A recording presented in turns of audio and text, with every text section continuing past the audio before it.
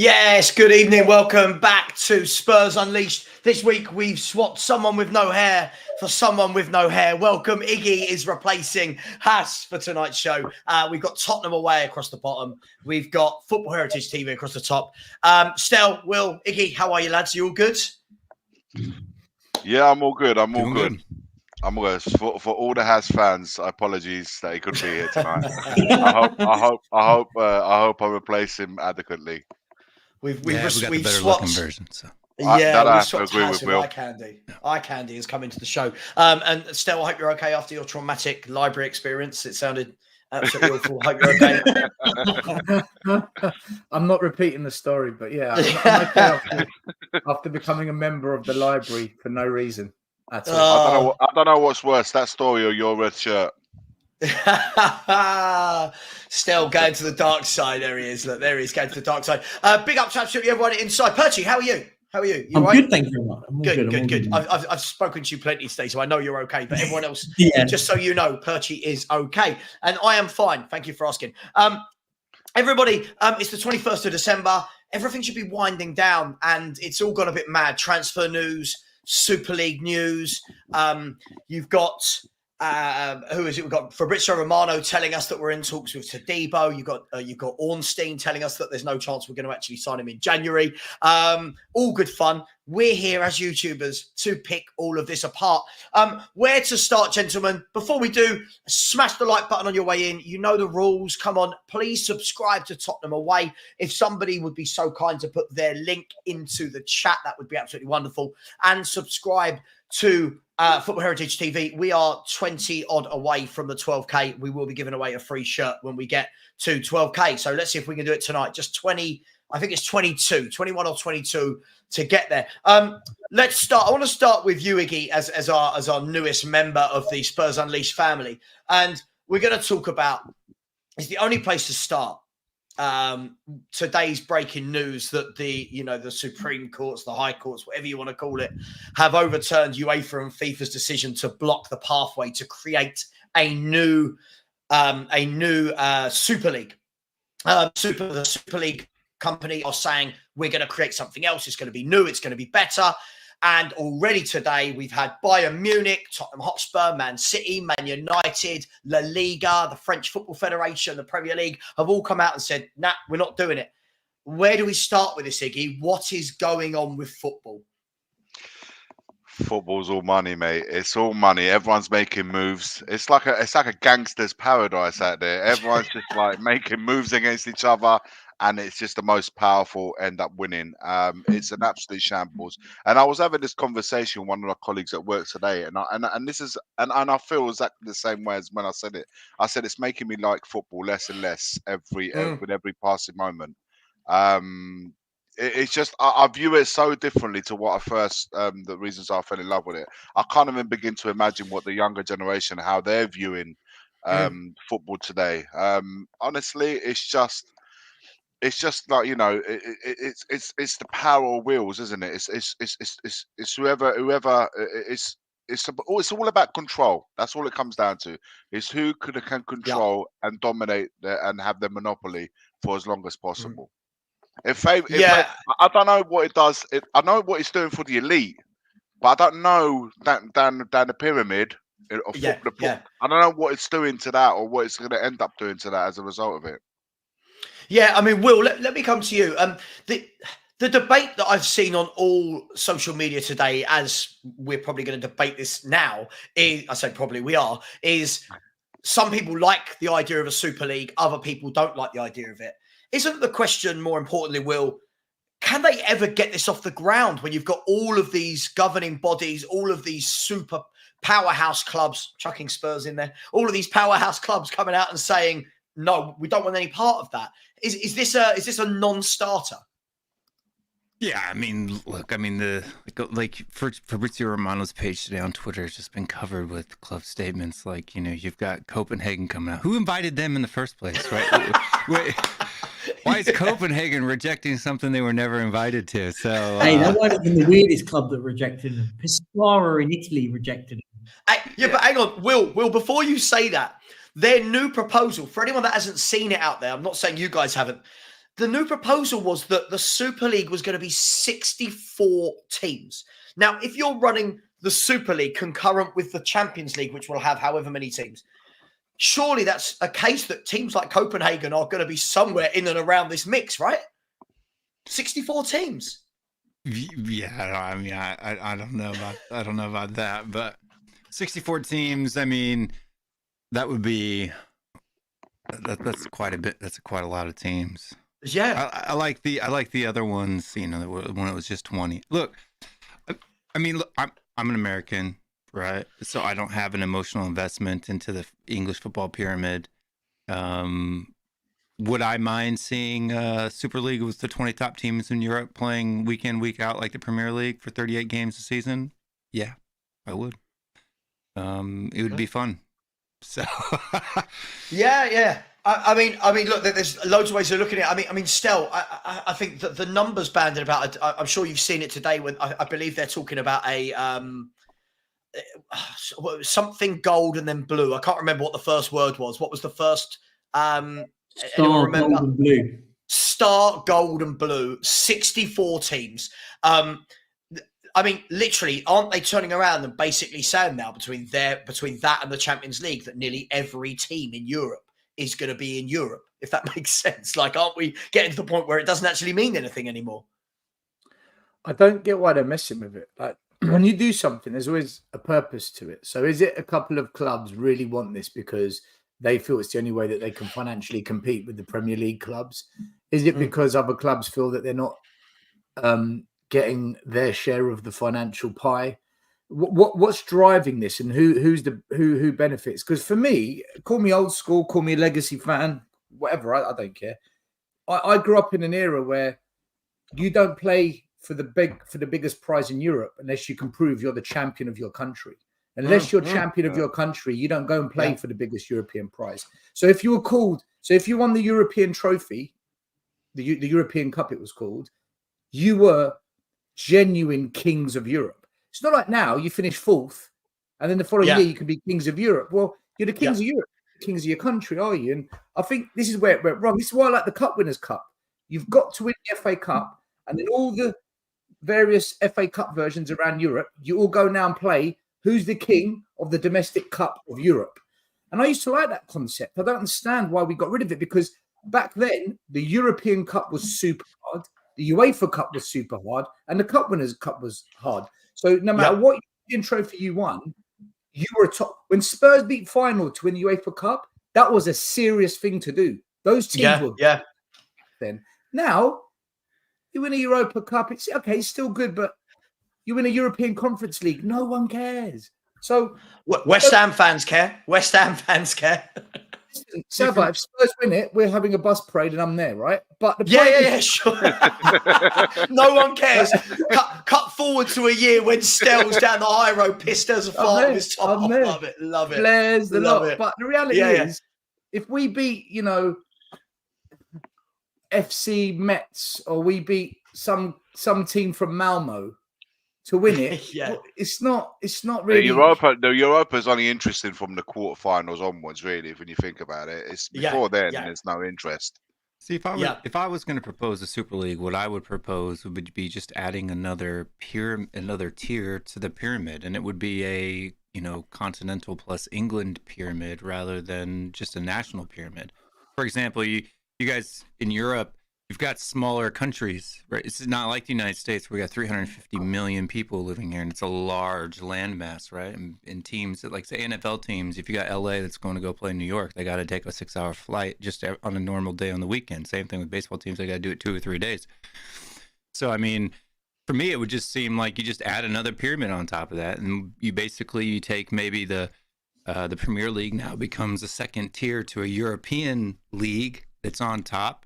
And you've got teams and you qualify promotion, relegation in and out of all of those leagues. You maybe take the top 5 leagues in Europe plus, maybe the Champions League and the Europa League winners qualify, but the bigger clubs wouldn't be in the Champions League and Europa League. So those tournaments would drop down in quality. I mean, do we really want to watch, the bottom tiers of France play each other? No, I don't care. Like, yeah, but I mean, look, Perchy, let me bring you in here because, and I hope I'm not spoiling anything here, but we've had this conversation today. You like the idea of the Super League. You are somebody who is interested in. I've got WhatsApps that suggest differently. No. Because now what you're doing is construing what I said. What I said is I don't necessarily care about the Super League in the same way I don't give a crap about UEFA. Yeah, I think UEFA are the reasons that this is all happening, because UEFA have completely messed up everything. They've been absolutely a crap governing body, and this is where people misconstrued it. It's not that I want the Super League; it makes no difference. We've already got the Super League in the Premier League. The Super League is, for me, I'm in the camp of, why do we keep messing around with a simple game? I've been in this camp all along. We add so much crap to football, and it would just make it worse. VAR, everything. Someone said to me, "Oh no, it's not. We've not. What do they say? Oh, football's not dead. It's been dead for over a decade." When people go, "Football's dead," of course it has been. The football was for the working men. It's not anymore. You pay £100 to go and watch Spurs play Crystal Palace. Do you know what I mean? That ship sailed a long time ago. That's why I'm at the point where I don't actually care. The Super League comes in, it's just going to be another European competition, if not replacing the Champions League. But the funny thing is UEFA have completely gone a U-turn on doing exactly what the Super League wanted to do next year. They're going to U-turn it and go back to the current format, which we all like. Who's complaining about the current format of the Champions League? Why do we need to change it? Are you talking about what was announced today, that UEFA are considering doing a U-turn on what they're trying to implement next year, which is kind of like a really convoluted league-style Champions League, and they're going to keep it as it is with group stages and the knockouts? Is that what you're talking about? No, exactly. No, exactly. I think this is the point. Like, I understand the sentiment on both sides. I know where people are sort of sitting there why they don't want it. I can understand why people do want it. But it's not going to change the league. All it will do is end up just replacing the Champions League. But it's not going to ever happen. No, that's wrong, actually, because it will happen at some point. It's not going to happen at the moment, because at the moment, clubs are all pulling out, blah, blah, blah. They're not doing that for any other reason than to save face. That's the only reason. I'm not naive. And when I see that Tottenham post out, "Oh, we're committed to," no, you're not, because if the reaction 2 years ago wasn't the reaction you got, you'd be all talking about it now. And I'm very cynical when it comes to it. Listen, I don't know. I was cynical 2 years ago, but then I sat back and done a research into going, well, we're basically sitting there acting like UEFA are some sort of saviors of football. They've ruined football for a while. Do you know? This isn't for the fans, guys. This isn't for the fans, because this is where the biggest problem lies. Okay, right now, if let's say I go Manchester United away, I need minimum anything between £30 to £100 travel fees, depending if I'm going to chip in for petrol, or if I'm paying for petrol or train ticket. Then when you're there, food, drink, plus your match day ticket, another £50. It's 150 to 200 quid there and back, right? What's going to happen when we got to travel to France, Spain, Belgium, Italy, Greece, or river? You know how much a plane ticket from LA to New York costs? but you don't have away fans like us. Live in a tiny island country the size of one of our states. American fans don't travel to away games. We have away game sections they do. Specifically. Not like us with the away end. Of course, because all of our games aren't played in the size of one state. Of course, they don't travel to every away game. Because our nation is literally the size of your entire continent. But Will, right? See, that's my point. Listen, allow this big dick analogy, right? Your country's bigger than ours, right? the point I'm trying to make here is, as fans around the continent, they're used to the away travel, and I think English fans travel more to away games than overseas. Like I know in other European countries, they don't travel to away games domestically. It's a culture in the UK. In Spain, very rare. You'll probably get 50 or 60 fans that travel and away in Spain. It's not whereas in the UK, it's very cultural. We don't have thousands to away games over here. Yeah, but the thing is, with all these games happening, right? you got to think, you got to have the Super League, you got to have the Premier League, you got to have all these competitions going on. Where will people have time to work? Like, Right, it's like, to save the money to travel to these games. It's just got to be. I don't understand what the thought process is. You're going to have squads of 40 players because there's no way they can play all these games, different competitions. I just think it's nuts. But do you know what the thought process is? They don't care about those fans. It's Those TV. But still, the point is, what I'm saying is, people like you, Stel, people like anyone that goes and travels home and away to games, you don't matter, because for these people, they don't care about those fans, but they care about fans from everywhere across the world, in a sense, to go, because they can charge 150 quid because you go, oh, do you know what? They're playing blah, blah, blah, blah here. We can go and do that, this, that, and the other and stuff. It's all about money. And this is where it is. It's all coming down to bringing the brand all over the world to allow fans from those countries to see the team that they support. You have Spurs fans. Will's a Spurs fan in America. I know. Bring that product to him over there. No. I don't even want it to come to the US. I don't want. I'm using you as an example. I'm saying there's fans all over the world. I want to see those. I don't want a world league. I don't want the games coming to the US. What I want. And for the people that are using xenophobic slurs in the chat, you can go. By the way, I have just timed a few people out, and can we please stop with the whole "oh, you're from America, you don't matter"? Can we stop that, please? Thank you. Stop all that. But what I want is just a European league, right? So basically, it's the exact same thing that you guys have, and now that rather than each country having their own league that's the top product in each country, just have one big product that sits on top of that, and then you people promote and relegate out of their own countries into the top league, right? Maybe you drop the bottom 5 teams out and 5 teams come in, right? Like, it would still be football. It would still be the exact, and they wouldn't play in the Premier League. Tottenham wouldn't play in the Premier League if they qualified for the Super League. But isn't that what the Champions League is for, though? That's what the Champions League is for, yeah, but the Champions League's not enough games. You're talking what, 8-10 games max? So you make it to the final.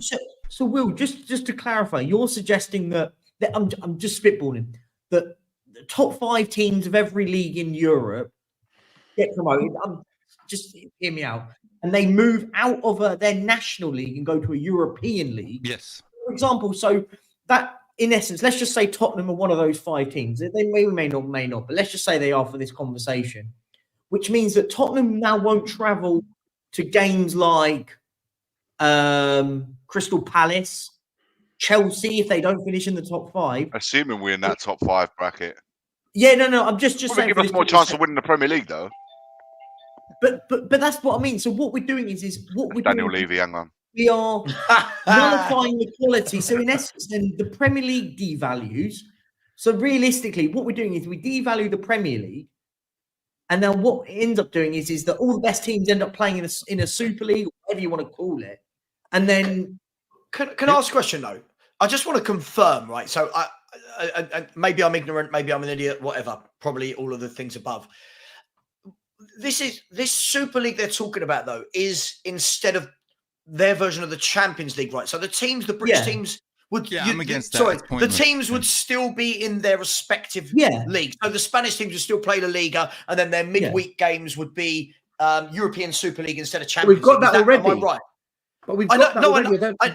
I know we've got that already, but this is why, Stel. This is why when I was talking about how do these two products coexist together, because when people are saying, and this comes back to when I said earlier, like people are going, "Oh, I don't mind the Super League because the Champions League's been bad and it's been run badly," but it would never be either or, would it? Because you'd have some teams that would stick in the Champions League. You'd have other teams that would go over to the Super League. You'd never actually have a Super League or a Champions League. You'd have a kind of melting pot of teams depending on your morals. Half in one, half and half, wouldn't you? So if you won for example, if like I read today that the whole rules around what they were planning to do, who qualifies for star, gold and blue and all that kind of nonsense. What if they turn around and said, right, so from the top 5 teams in the Premier League, the teams that finish 1st to 4th have got no interest in joining the Super League, but the teams that finish 5th, 6th and 7th have. So now you've got the top 4 going into a Champions League. The 3 teams below that then join this European Super League, which is now devalued because the teams going into it aren't actually super, for lack of a better term. It's just a mess, right? Surely there's no way this can work. But that's the point, right? Actually, what this could end up doing, if it happens, it's not going to happen. I can guarantee you already on that one. It's not going to happen. But what you said is actually right. It actually devalues both products. Because let's be fair, Real Madrid and Barcelona are the two teams at the moment that are fully behind Juventus. Okay? Juventus, because they need a bit of cash, right? Yeah. But all of a sudden, immediately, what does that do? So if the other teams are playing in the Champions League and they're playing in the Super League, well, we need Real Madrid and Barcelona in the Champions League because otherwise it devalues that product. Well, I mean, then think about it. Like, not being in there, then it ends up having a bunch of average squads, which we're saying we don't want to see playing every week. So what we end up going to see Barcelona playing who? Well, I mean, think about it. You think about it. You've got a lot of product in Europe that just doesn't make money, right? For example, you just have a lot of leagues. So maybe this is a good compromise. Maybe you do a continental league, right? So take England out of it. England's because the Premier League's already big. They already make a ton amount of money, right? So, and fans are already like, I don't know, the price, you're going to want to price fans. Well, you're already getting priced out, right? Tickets are going to go up to the point where you're paying £200-300 for a game, right? That's going to happen at some point. It's just. Oh yeah, 100%. I agree. Economics, right? It's going to suck, but that's just the way life is. And then, but say you have a Premier League and then you have Europa, because think about it. If you're Barcelona and Real Madrid, are you making TV money when they play the bottom of their league table? No, right? Those leagues are so top heavy across Europe that if they all combined and made like a Premier League-esque type of a quality of a product, and then maybe the top 10 teams of the Premier League play the top 10 teams of the Continental League, and then that's kind of like another European championship. That would be a fun idea, but they have to do something. Like, and I'll go back to my first point. Why do we need to change it?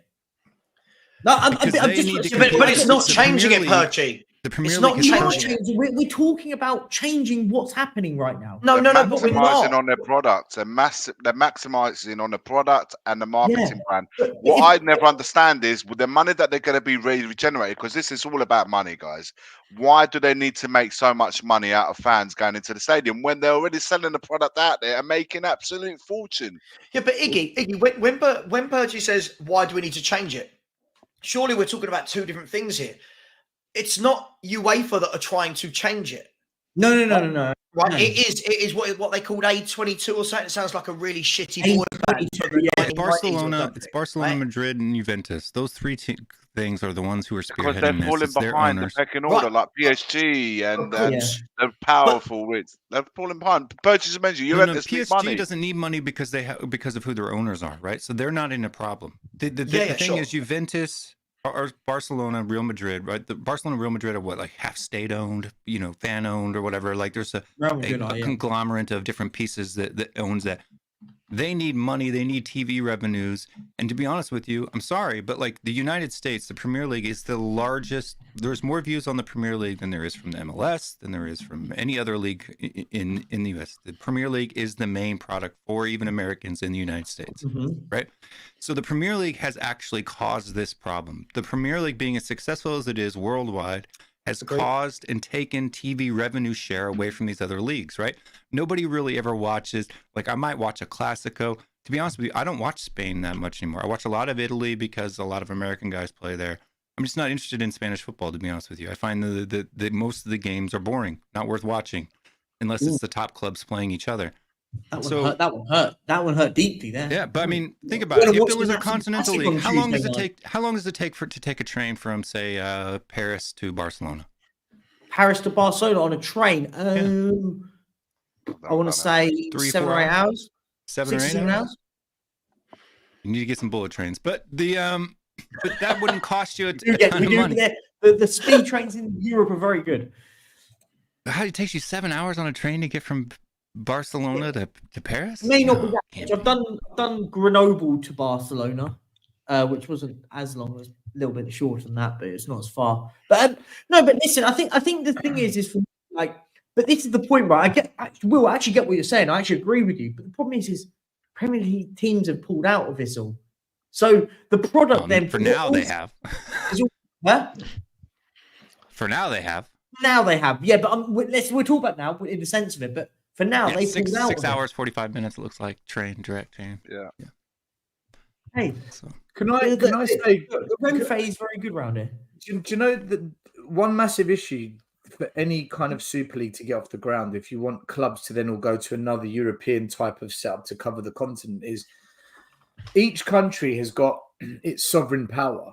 So the FA has not legal, but it has a certain element of, let's call it English footballing power in the UK over it, in England over the clubs. It's not going to forego that power and say to clubs, yeah, you go now and just work under a different power, because the FA affiliates to UEFA.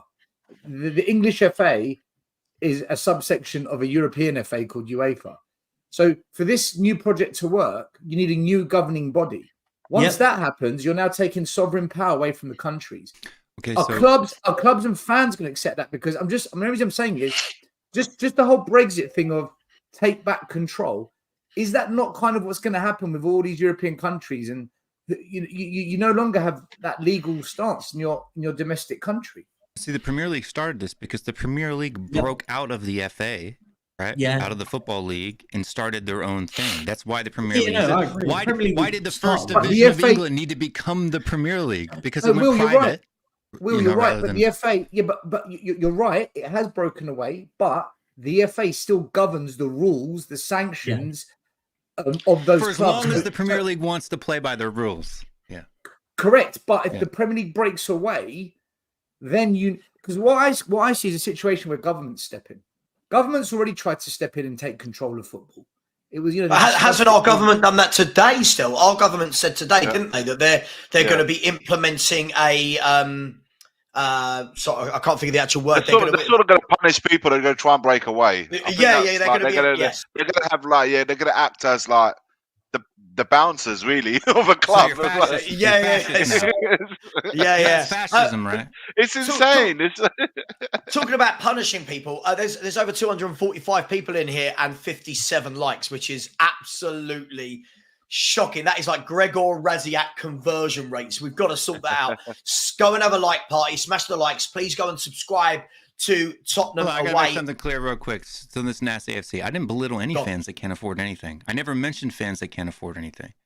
Right? I said that you guys are privileged, right? Because your traveling expenses are far lower than most other larger countries. I never belittled anybody who can't afford something. Will, I think Will was saying idiots. They're whether the you reason they can't afford it or this. not, what's going to They happen? should get a job. Right? Never said that.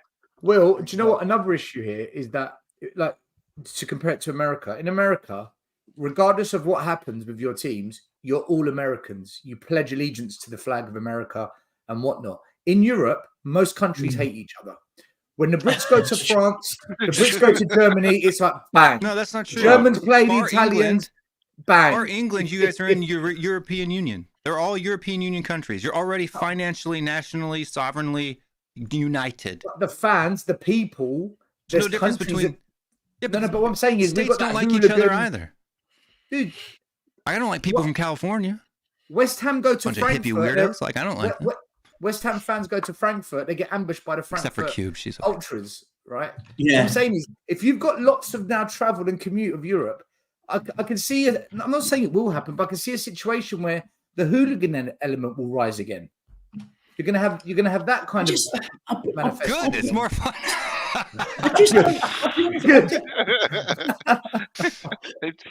We'll be coming on the show with like this or from my stuff. Can I just ask? English fans are hated by everyone in Europe. Let's be honest. Wherever they go, for a good reason. Can I just ask, right? Like, how many times you see a European game and you got a nice little city with all its little cafes and everything's beautiful and clean, and then all of a sudden 1,000 football fans descend upon a pub, chairs are flying around, pint glasses are smashed everywhere. Someone's been stabbed, and then we go, "Oh, everyone hates the Brits." People are getting stabbed anyway. They might as well get stabbed over football if it's going to happen. Yeah, exactly. Make it for a reason that's worth it rather than somebody's Rolex watch. It's the picture of that army-looking fire engine coming into the square and the water cannon just. Oh yeah. Blasting the I mean, think about it. If you're going to get stabbed, and what would you rather get stabbed for, right? Getting into a brawl at a football game, or because you walk down the... I don't want to get stabbed. Hold on. I don't want to You're get not listening to what I'm stabbed saying still. If you had to get stabbed one way or the other, would you rather get stabbed for getting in a brawl at a football game or because you wore a Rolex on the street? For what reason would you rather get stabbed? What? Where are we going? So when I'm in the hospital fighting for my life on life support machine, you know, like, my family is sitting there going, don't worry, the other guy. he would have wanted this. He would have wanted this. No, I mean, Why- if you're Could you going to lay in imagine the being in hospital bed hospital? with a stab wound, would you rather because you wore a watch or because you got 5 or 6 good shots in on the other guy, right? Like, I mean, come on. Could you imagine being in hospital, right? And the guy next to you says, "What are you in here for?" "I got stabbed." "Really? What happened?" "Some mug in Germany. He was saying Ben Davies is shit. I weren't having it." Yeah. If you think I'm bad, it's Better the than other wearing a guy. Rolex. Just quickly, I do want to add a point just before we do. Naz, listen, look, dude. All right, listen, just take a breath, relax. Listen, the reason I put you in a timeout, it was me, it was no one else, is because you're coming in here talking about yank this, yank that. Yeah, there's absolutely no need for that at all. So just relax. Call Will out for his opinion, not for his nationality. Yeah, that's just not needed. Yeah. It's got First no of all, I bearing, don't watch all the right? NBA. I don't watch the NBA. I don't watch the NFL. I don't watch MLB, right? So stop telling me to go watch those sports because I don't watch them. I watch the Premier League. I watch a little bit in MLS. I watch a little bit of Serie A. I watch a little bit of the Bundesliga. That's what I watch. I like football, or soccer as we call it here, right? And it's not because I'm American. It's because it's what I like. Okay? So if you want to do it, and by the way, Yankee or Yank is the exact same thing as calling a Jewish person a Yid, right?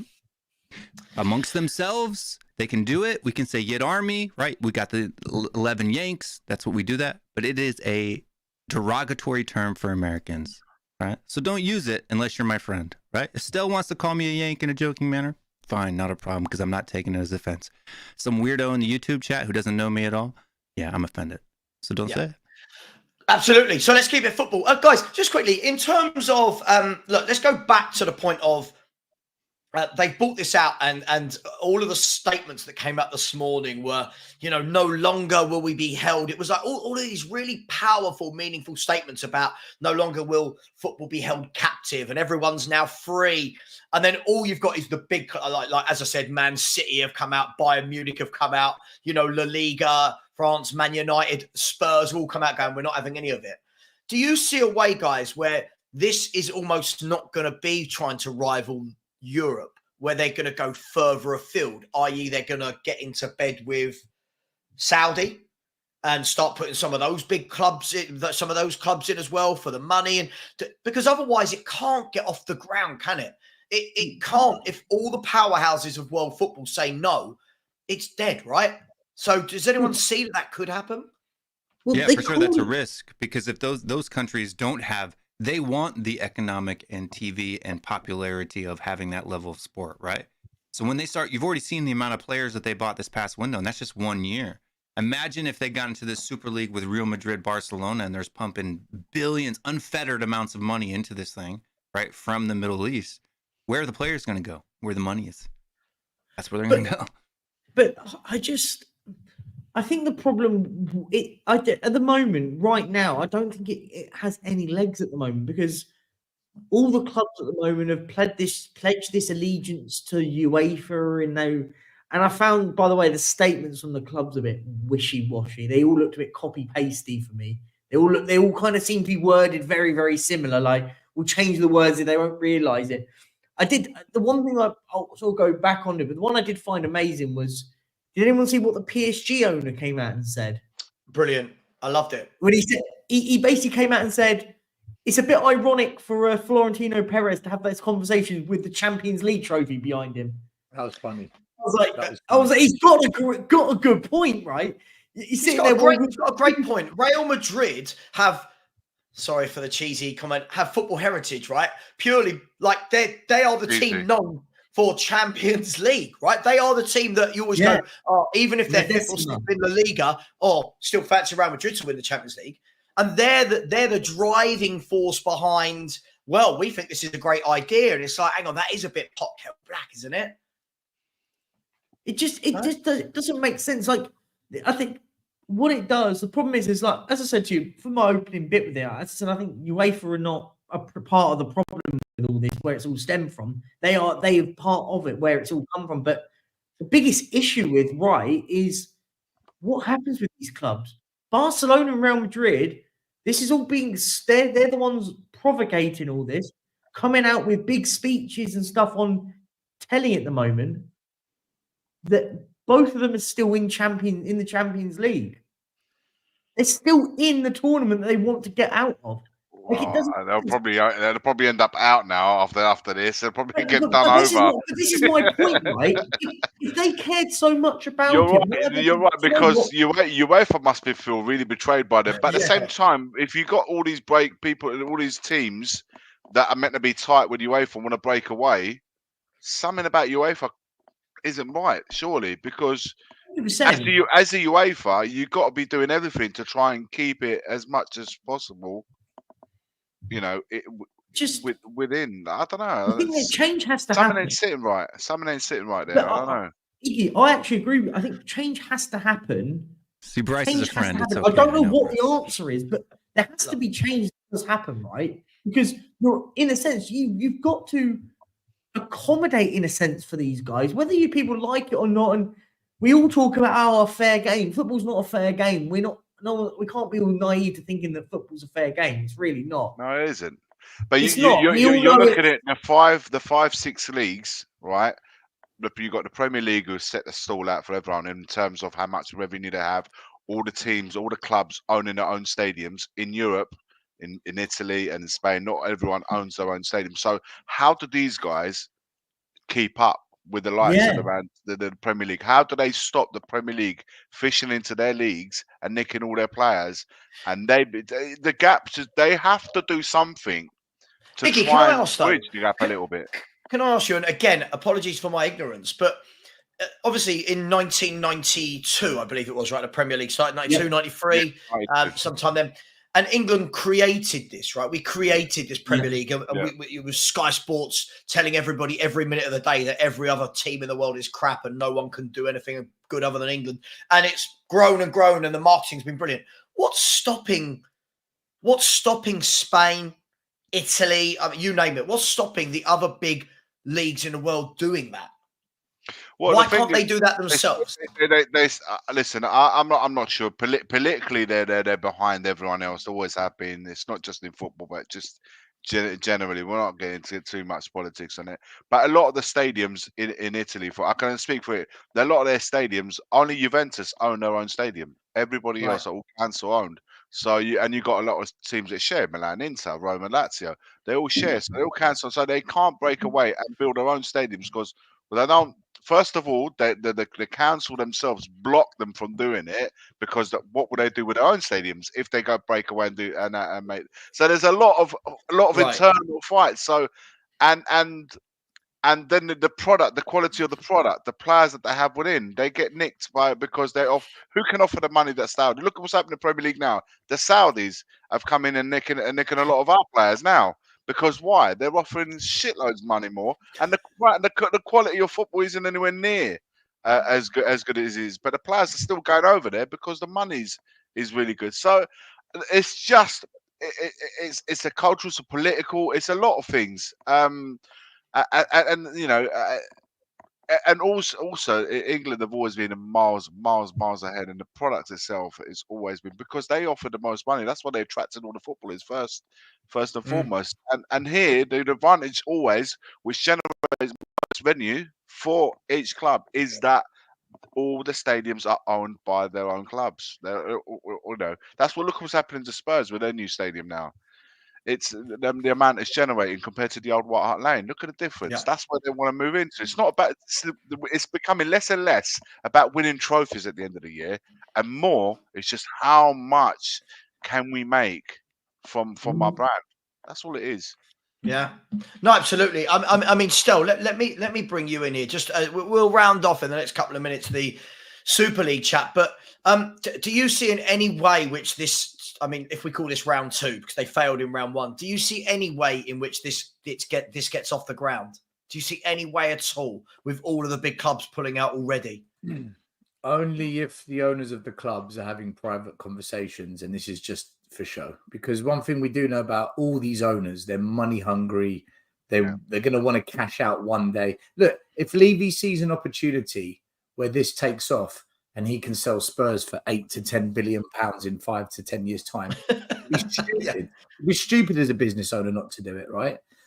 But the reason I think in the end it probably won't is because in business, you've got to think about the customer.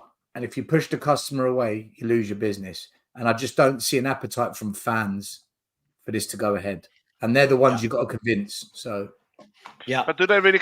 Is it really important though? Are the fans really that important to them? I'm talking about. I'm not saying that they're not important to us and the football, but to them, are they really that important? Because the amount that they can generate from a 60,000 stadium that Spurs hold. Think of how much more money, even if they don't have a single fan going in the stadium, TV and bringing their products all around the world, selling their rights, so they will still generate more money.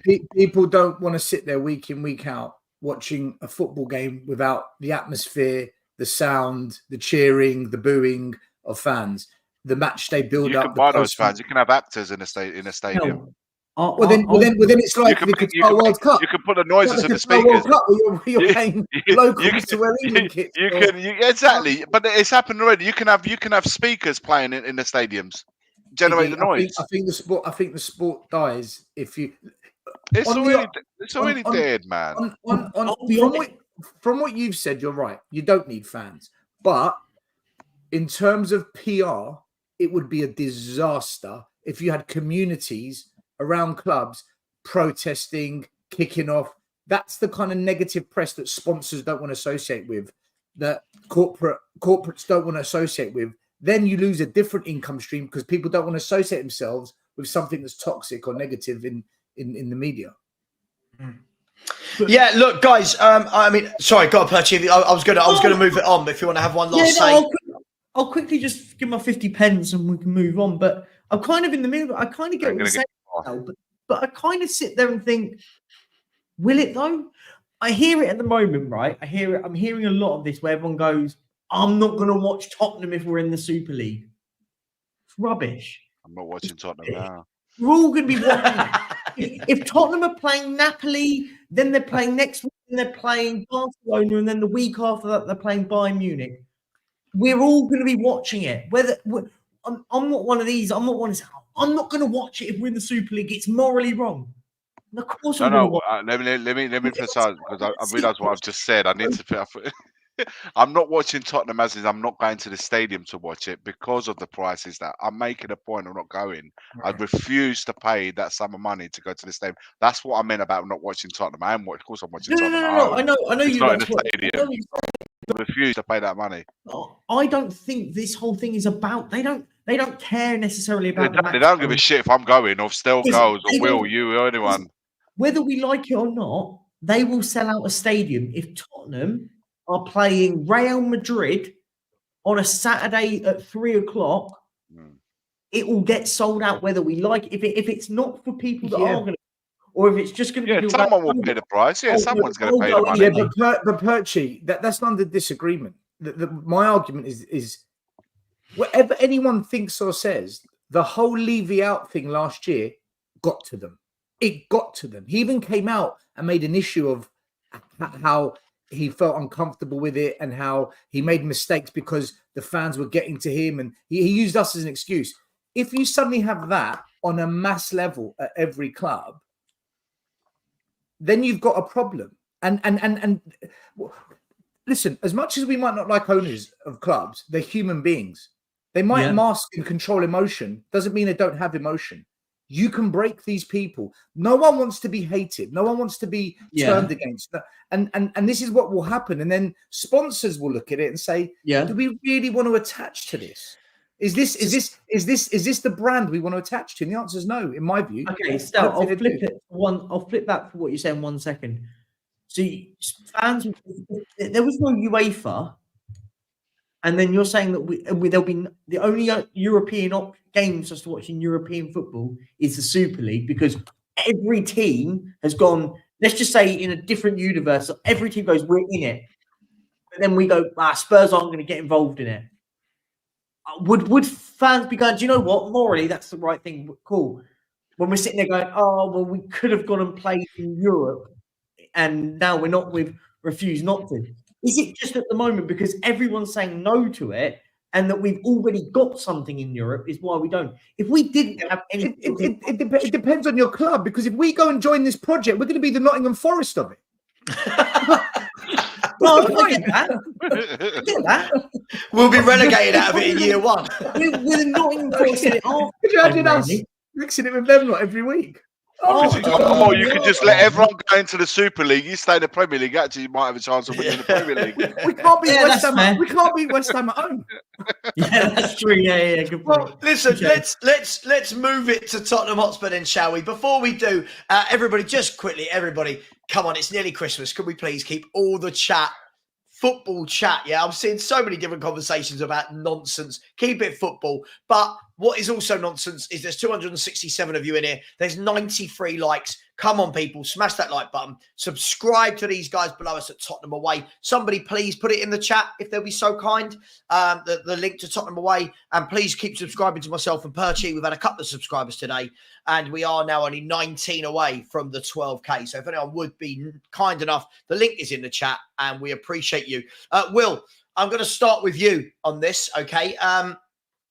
It feels like this was a week ago. It was only yesterday's breaking news, right? But so much has happened in the world of football. Fabrizio Romano, the king of whatever people want to call him, the king of whatever, who won an award for wins awards every week for something. ITK. Yeah, ITK, all that stuff. He has said that Tottenham are in talks with OGC Nice about signing Todibo in this window. Ornstein has come out from the Athletic today and said, oh, hang on. They might want to take Todibo, but the player would have huge reservations about joining Tottenham this window. Isn't Ornstein an Arsenal fan? He is, but he's normally quite unbiased, good. Yeah, he's normally quite spot on with this. What do you make? First of all, what do you make of the Todibo links? And what do you make about the whole one influencer? I hate that word. One influencer is saying Spurs fans get excited, and the other one's saying, nah, not this window, mate. What do you make of it all? Yeah, for me, Todibo would be a great signing. We're getting the better French right center back. The one that actually plays for France. Here we go. Let's all have a little think what Will's talking about there, shall we? Just for that reason alone, I hope that we sign him so that I can literally add another tool to my wind-up Arsenal fan tool belt and have a great old time with it. Yeah, don't worry if he's any good or not. He's a quality player. And he is. Look, if you needed to find somebody. He's very, very similar to Christian Romero. So if you wanted somebody to fill in for him, and look, the amount of times that both of them get suspended, they can offset each other. So they'll both get plenty of game time. Will, can I say he's got the record for the fastest red card in French football? There you go. He's perfect then. Perfect. Oh, so we've got the French Christian Romero. Is that what's going on here? We got the French Christian Romero. Yeah, so on the ball. So one of the reasons that I rate Christian Romero as highly as I can, because I think that on the ball, when it comes to being press resistant, he's probably one of the best in the league at that, right? Calmness on the ball, being able to dribble out of pressure, passing out of pressure, not losing his head. Todibo's very much like that. And so twerking for Arsenal means that I'd say things positive about Arsenal, right? Yeah, I think you got it the wrong way around there, Alex. Okay? I'm not twerking for Arsenal. I'm taking the piss out of Arsenal. There's a difference, right? You need to learn what modern terms mean, Alex, but I appreciate the joke. But Todibo, why wouldn't he want to come to Tottenham? Nice, Tottenham, right? Especially the way that we're playing right now, the project that we've got built in. Nice are currently there's a few things that I think Nice are currently in a title challenge. PSG. I think they're like 4 or 5 points behind. So they're in the charge French league. Well, Nice they're challenging for the domestic league. So whether Nice will part with their player right now and risk, because he's a big player for them. So there's that element. There's also the side of, hang on a minute, we're interested in Todibo, but we don't make it too obvious. Let's not make it too obvious that we want him, So there's the both. Everyone's doing their part to try and play it down, or maybe it's Tottenham that are putting it out there and saying we haven't got that much money, we're not going to go overboard. We, to keep the waters calm, as the saying goes. So there's an element of all of that happening, and there's going to be more of that. We're going to be linked to someone, and then the next day someone's going to say, actually, no, Tottenham are nowhere near.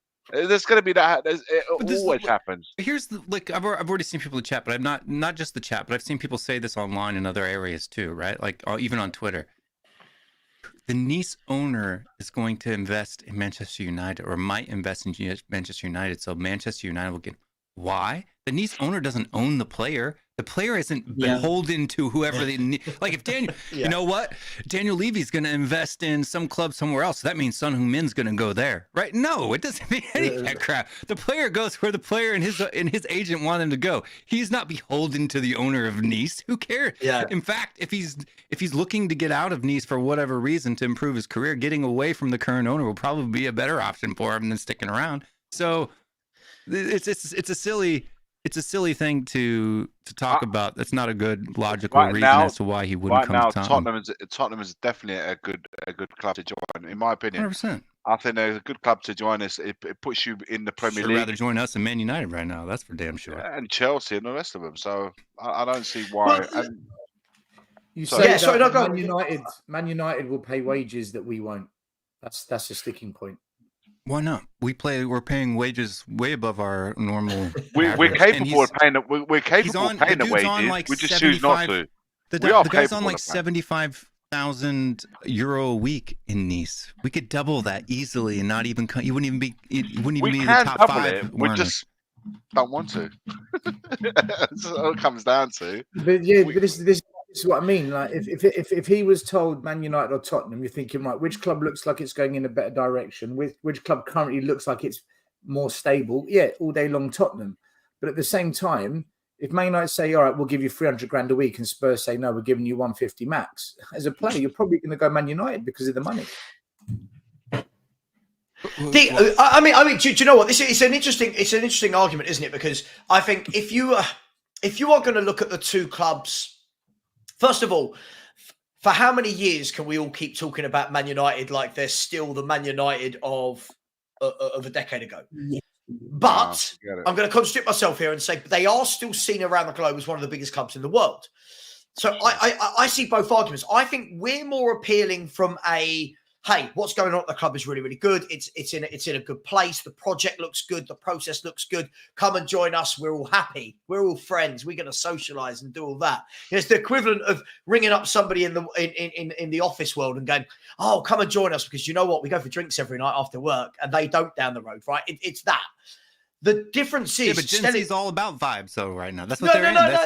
Vibes are a big thing for them. Listen. I get it, but. I think Stella's also right. If Man United, for example, were going to turn around and go, hey, listen, all right, we're not in a great place at the moment, but we're looking to change that. Here's, I don't know, Spurs are going to offer you, I don't know, 100 grand a week. We'll offer you 175. Do players go, nah, I'm going to go and join that one for 75K? I don't know. I'm not saying either one is right. I just don't know. Even less than that. His current wages are... He's only on 21,000 per week, 21,000 pounds per week. That's what Todibo's on in Nice. 21,000. So imagine you're on 21 grand and someone offers you 150K a week and someone offers you 300 grand a week. You're like, oh my God, 300 grand a week. Yeah, but they're not going to offer. First of all, Man United can't afford to offer him 300 grand a week for a 23-year-old. They're not going to do that. He's not Ronaldo. No, but they've got the money to do it.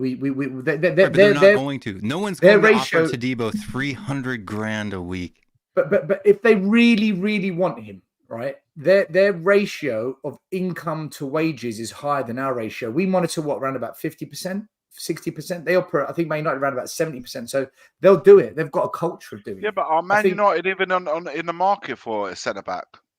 Harry Maguire and Johnny Evans at the back right now, Iggy. All right, don't you disrespect Johnny Evans. Because of injuries, I'm saying. Yeah, exactly. They need a centre back. It's like, listen, if you're a young guy and you just watch Jordan Sancho, Anthony, right, Mason Mount, all of these guys go into that club and immediately just turn to dog water and garbage, would you want to go? Well, No, do you know for what? sure, for sure. No, do you know what? Right now, Tottenham are in a better position than Man United. But if you look at it long term, whose project is likely to fuck up quicker? It's probably Spurs, right? Because I don't know about that. The Glazers are pretty bad. we always will. We've made a history of self-sabotaging. And if time something's going good, it just takes one Yeah, but corner Man and United's it's been all gone again. self-sabotaging for the last 10 years. Yeah, but Man United always still won trophies over the in that line. period, Exactly, they always get over the line somehow. Even at the shittest And they time, haven't won since they're Jose, always- so... yeah, but Even it's last still year more they than won the us. Carabao Cup. Even last year they picked up something. What I'm trying to say, I'm trying to look at it from a neutral point of view. I think, yes, Tottenham are in a better position, an exciting team to play for right now. Ange Postecoglou, blah blah blah, all of that. But how quickly does that turn? Why did Harry Kane in the end leave that club? Why do you understand? Instead of Man United, you think, oh, it's not going great now, but Man United still have the name. They still have that worldwide appeal, and also that that it might not happen for them next year, but the next two, they can't always carry on doing badly or not succeed or bring a trophy at a club. They might not do it this year, but next year they're definitely going to bring a trophy or some sort. This is the thing that bothers me about Tottenham fans and our fan base. We have such a small club mentality, and I'm throwing this out there to pop you guys a little bit. No, we can't go out and spend money and just buy a player because we want to buy a player. We can do anything, Will. Yeah, it's our owners shoot. Bro, there you go. Hold on. Expect the owners to do it. I don't expect anything from them. We should be holding them to account. But your expectation doesn't have to match reality. For example, I can expect my wife to cook me or to make me a sandwich every day. Doesn't mean she will, right? And I can be upset about it if she doesn't. But Will, right? doesn't it? Don't you think though that even if we were to sit here as 5 football fans now and say, yeah, we hold you to accountability, and yes, we demand that our owners do this, we're still old enough and ugly enough between us, please no one be offended, that we've seen this game before. We've seen this game before a number of times where you think, right, are we going to change? So, for example, somebody said to me on my show earlier, Will, that if we get Todibo in the first week of January, it will really show that the club has changed. And the thing I said was, I think half of that is true, right? Because it will show we've moved early. And normally in January, we wait, don't we, till the last 48 hours. Yeah. But equally, I think this is exactly a Daniel Levy signing. Don't get me wrong. I think he's a really good player. I think this is a Daniel Levy signing because they're talking about 35 million, right? For a very good centre. 30 million that's the same sort of money we've spent on Van der Ven and Maddison. They're good purchases. I'm less good money with than that. we spent on Van der Ven. Iggy, I'm not knocking that. I'm not knocking that. But for me, what I'm saying is that doesn't tell me that all of a sudden everything's changed in terms of the way that we work. It's a good signing, but it would be a kick in the teeth, guys, wouldn't it? If you get to the first week of January and he does go and join Man United, then I would ask questions.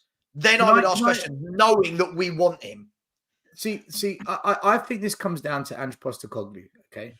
He picked up the phone to Maddison and convinced Maddison, Spurs is the club for you. This is my plan. This is what I want to do over the next 3-4 years, okay? Yep. If you're Ange Postecoglou and you really want this guy, Inter wanted Vicario and we snatched him up from underneath him.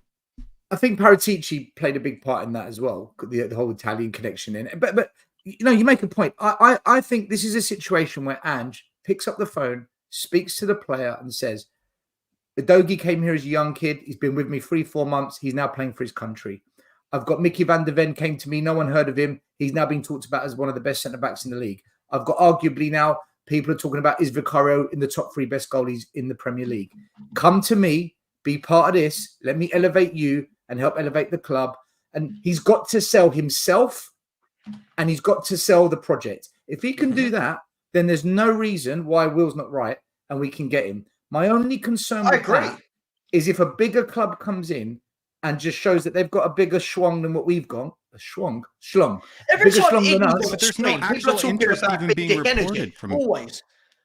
Well, hold on. There's not even any actual this links is from Manchester United. To that, Savva, whether we like it or Other not. than the owner, possibly investing into Manchester United, which anybody can. They're a public company. Just go buy stock. I can go invest in Manchester United if I want. Will, we shouldn't dismiss that, by the way. Hold on. He's got the links. But no Radcliffe's got the links with the player. No one, right? No one has actually reported that Manchester United are actually interested. Do they have to? The agents do their work. They do that to ramp up interest in their player. I completely get that. They start throwing club names to get thrown about a little bit. I've heard on Man United channels that I watched some of the other Man United YouTube fan channels, and they were talking about and their thumbnails say, I know it's a bit clickbait, a lot of channels, but their thumbnails say Spurs to hijack Todibo, whatever his name is, from us. Apparently, Man United fans in their circles, he's a player they were looking at. So just because the media haven't reported it, Man United fans, they have been talking about it. So that says, like, their version of Alistair Gold, like their go-to guy, he has been talking about it. So I'd have to see those links. I mean, just before we continue with that, first of all, I'm going to say it. It is Christmas. It is the time of giving. And at the moment, this is Scrooge. This is like, sorry for the cliche. There's 312 people in here and 112 likes. That's 200 people that haven't smashed the like button. Please smash that like button. We've got Mr. Box Office joining us in a minute. I'm sure Perchy's working out how to make that happen. Are you, Perchy? All right, Perchy's not concentrating. Perchy, you're live on a show. You're live on a show. Concentrate, my man. You're live on a show. The only link, hold on. The only link from Todibo to Manchester United was back in July 9th, 2020, was the last one that's been reported. Right? That's the last one. Can I say, right, with says this United, player, Liverpool, Newcastle are mounting Todibo, and this was July 9th, 2020. Hang on, before you guys carry on. So I was just going to say, guys, we are 16 subscribers away from 12K. We're going to give away a shirt if we get there. 16 of you. There's 312 people in the chat. If 16 of you go and smash the subscribe button, we will give away a free shirt, a real shirt for whoever you support. Even if you're an Arsenal fan and you win it, we will buy you an Arsenal shirt. Please smash the like button. Please subscribe. Subscribe to Mr. Box Office, who's here. Subscribe to Tottenham Away. Subscribe to myself and Perchy. Much love. Happy Christmas. Sorry, Stel, as you were. I was going to say, I think this deal obviously, we don't know how difficult it is to get this negotiation done. From what the media have said, it's a complicated deal, but every Levy deal is complicated. Anything with Levy is complicated, so we're not surprised by that. But I think this comes down to the player himself. We heard Kulusevski after the Nottingham Forest game say, this is the kind of football I love. This is the football I enjoy. This is what I was coached to do. So if this French centre-back is a player that really appreciates his football, how it's played, and being part of a team that wants to hopefully one day win something, playing football, what let's call the purist the right way, then he'll come to Spurs over Man United all day long. But if he's the kind of player where money talks and Man United know that, I think this is where we lose the deal to Man United. If it's between us and them. Down to the player. Do you want football and to get paid for it? Or do you want just the money and I don't care what the football's like? And I don't know how big of an issue that is for this particular player. I think most players like to play good football. I think most players do prefer to be in a good footballing team. I mean, let me ask, Mr. Box Office, welcome to the show. How are you? Yeah, thank you for inviting me. Big up Perchy, by the way, because I love Perchy, by the way, and he's been a support. And big up to you, Savva, for being back as well. Big up to the Tottenham Away lot. Big up to see Iggy as well, because I haven't seen him for a while, and Will as well. Even though I don't agree with you about Romero and Saliba. He's twerking Arsenal, ignore him. Oh, I love this. Big up. Now I'm going to cuss you all. Yeah. I mean, thank you for inviting me. And Merry Christmas, everybody. Merry Christmas. What I love, Alex, I love the way you come on, and it's like you're doing the proverbial shit sandwich, aren't you? Something nice followed by something awful, and then big up to everyone. Alex, let's continue the conversation about Todibo. So Todibo is a good player. He's a little bit on the rash side. He is a good player, good athlete, good on the ball, good range of passing. What I've seen a lot of people saying is, and what I want to ask you about is when we had Pochettino. If you think back to those days, we had that good team. And I remember that anyone we were linked with, Alex, fans said, oh, why would they join to be a substitute?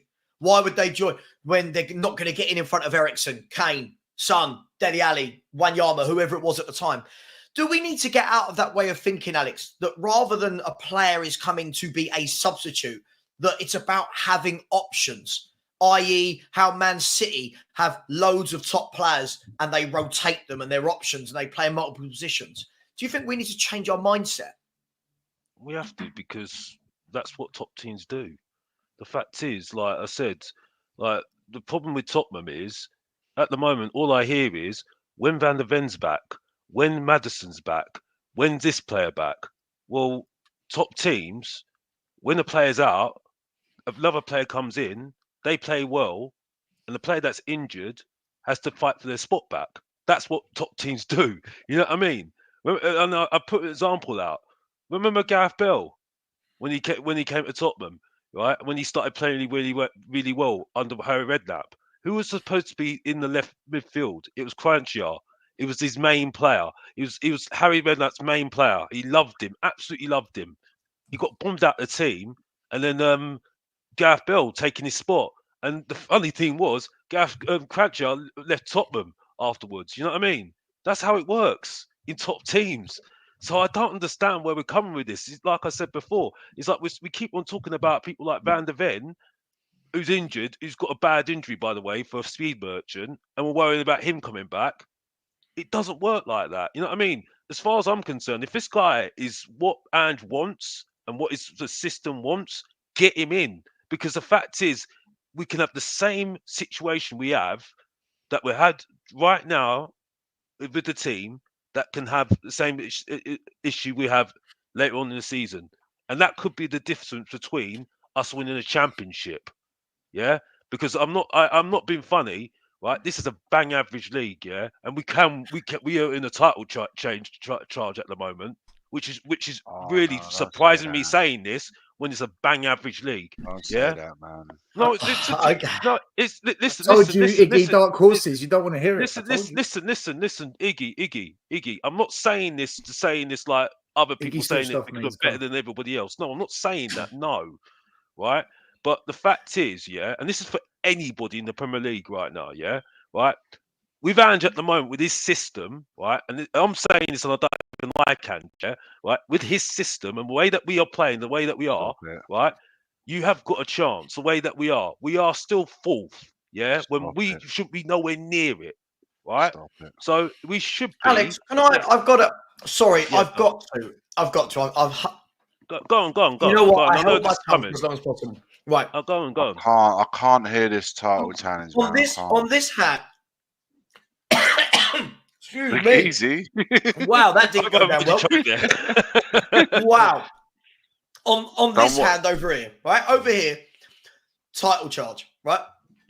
On this hand, I don't even like Ange. I can't make those two marry each other up. If a manager, I mean, I'm not saying it, you said it. If a manager you believe could go on a serious title charge, how can you not like that manager? I think, like I said, this is not mainly to do with him as a manager. It's more to do with what the board do when things are going really wrong for him at the end of the day. So you like Ange, you don't like the board. I think I'm just more trusting the board at the moment. You see what I'm saying? Because I've been through so many times with managers before, and I just don't have that trust, and that's the thing. I need more time. You know what I mean? But to be honest with you, I have backed him for certain things that he's done. So I have to say that. But my point I'm making is, I think the Premier League's changed now, right? It's not about world-class players anymore. You don't have to have world-class players in your team anymore. It's about a system and a patterns of play, a manager that's got tactical nous, and a team that are together as one, right? Can I ask a question? I want to ask a question, and do you know what? Actually, I'll come back to you in a minute, Alex. I want to throw this out to the other four. Yeah. So I've been watching while I've been away. I've been watching you say these things, and I always have a little chuckle while I'm watching. When you say that the Premiership has changed and it's not about world-class players anymore, and it's about having a system and a tactics, I'll ask the rest of you this. Have I missed something? I mean, in the last 6 or 7 years, the league has been shared between the two teams with the best players. When have I missed a team that didn't have the best players being tactically better than the team with the best players? When did I miss it changing? Like, don't Man City have the best players, hence why they win it every season? What have I missed, guys? No, and you haven't missed anything. That's why Man City's the favorite. Yeah, this is what I don't understand, Alex. I don't understand when did it change? Why has it changed? What's the proof that it changed? Alex never said Spurs were the favourites. He said that Spurs. I didn't say he did. I didn't say he did, but he said it's changed, and it's not about the team with the world-class players, but the team that wins it every year is the team with the best players, or one of the top teams with the best players. When did a team win it that weren't littered with superstars? I think you're right in that sense, but I'm saying that's not happening. But I do feel that I think that it's more to do with systems and having the best players to work that system at the moment. I think that's what Man City have got at the moment with Guardiola, because it's about coaches, the best coaches, and we have got the best coaches at the moment. I think those best coaches are helping teams win the league these days, rather than just having just the best players. If you understand what I'm trying to say, I think only Leicester have done it. Only Leicester have done it. Liverpool have been the other team that have won the Prem, and Man City and Chelsea. Obviously, I don't know anyone else outside of those teams I've just mentioned that have won the league that I can remember. Leicester is the only one that's done it as a team that you're saying. The example that can best use what you're saying is Leicester City, but outside of that, Man City have been smashing it. Liverpool won it, and with us, when I hear us about being in a title charge, we don't even know where our board's head's at. How the hell can we be in a title charge? If I knew, if I had even an because we're only 6 points off the top, Iggy. That's why. Right, Stel, I don't have a problem with Ange Postecoglou, that what the team is doing. I think we are doing the absolute maximum with what we got, and the fact that we're still in the mix is honestly is unbelievable. I'm not. That's not the part that I'm questioning. I think that's great what we're doing there. And if the board, if I was part of that board, or you would be saying, hang on a minute, guys, we are like 6-7 points behind at Christmas. Why don't we go and get 2-3 top quality players for this lot? Correct. Really, really, really push on second half. I can't say we're going to do that. So how can I think we're in the title charge? Not numerically. Numerically, we are in the title charge. Yes. What you're doing is different. Right, these are two different things. No, I'm saying my brain, that's like can't compute. When I hit title charge, I can't get on board with that. Not because numbers wise. Let me help you. Right, let me help you. Hi, Angus. Forget what the board. The Arsenal fans always know where we're. Arsenal fans know everything. Someone said the 2 words title charge, and the Arsenal fans pop up like, do you know what I mean? Like, that's it. They know everything. They know you're not in a title charge. I'm not listening to a group of fans that have bottled it for 4 years in a row and spent what they've spent. So they can say what they want. It doesn't bother me in the slightest with their manager. But my point is this, right? Just put to one side for 1 second what the board's going to do. We all know it rests on them. Let's also put to one side the fact that we do have injuries and we do have suspensions, which is the reason why we're not going to win it, you know, if you're a betting man. But 6 points off the top, another half of a season to go, a window coming up, players that will come back at some point.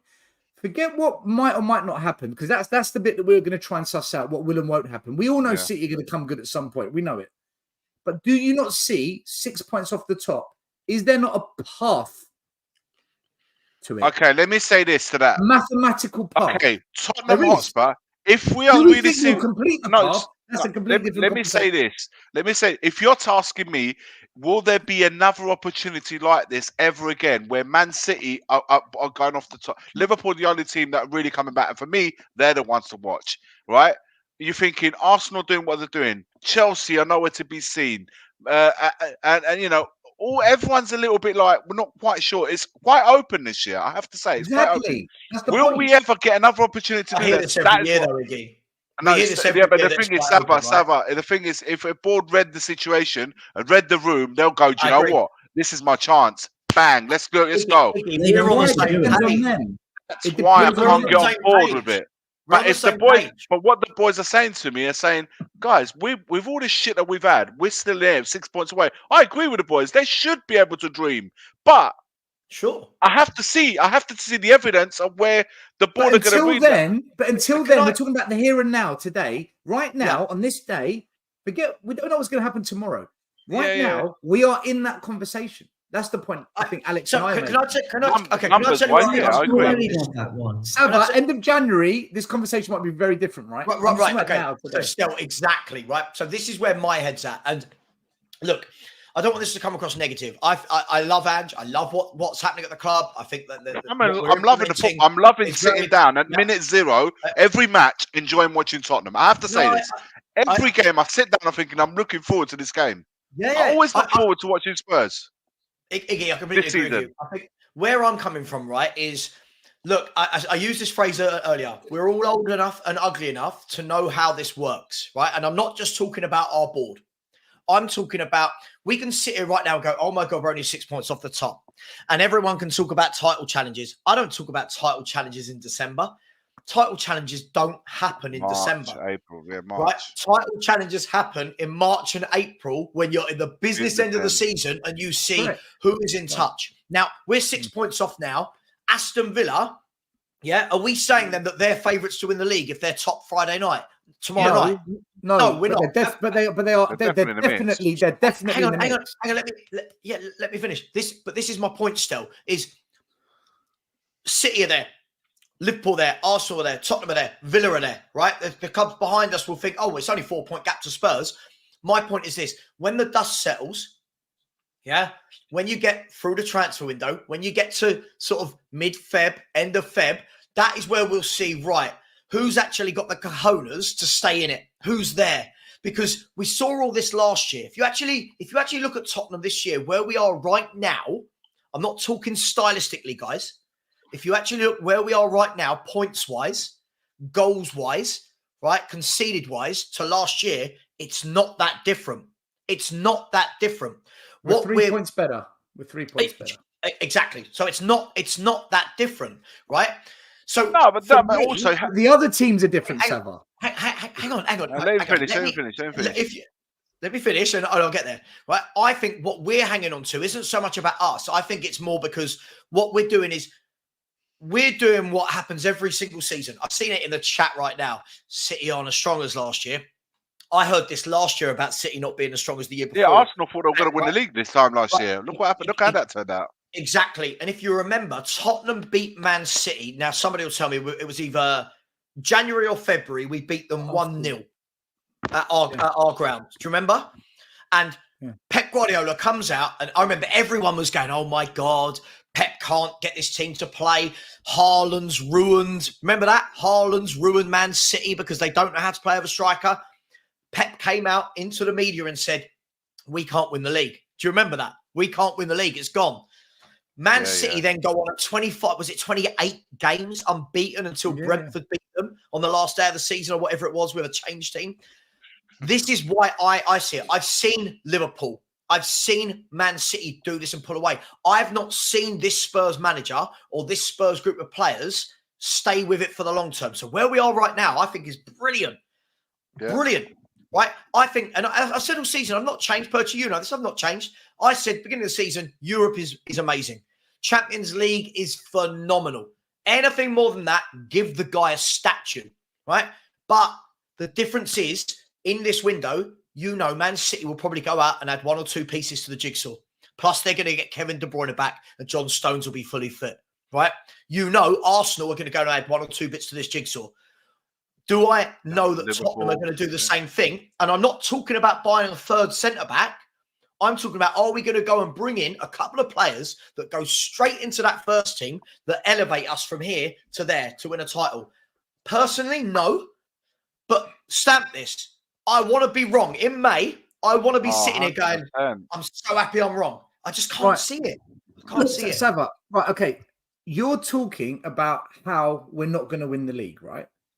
I'm not saying we're going to win the league. I've never ever said. I know you're not. Right? I know. What I am saying though is, and I stick to what I said, we are dark horses. Dark horses means if you're going to put a punt on someone outside of the pack, put it on Spurs. That's what I'm saying, right?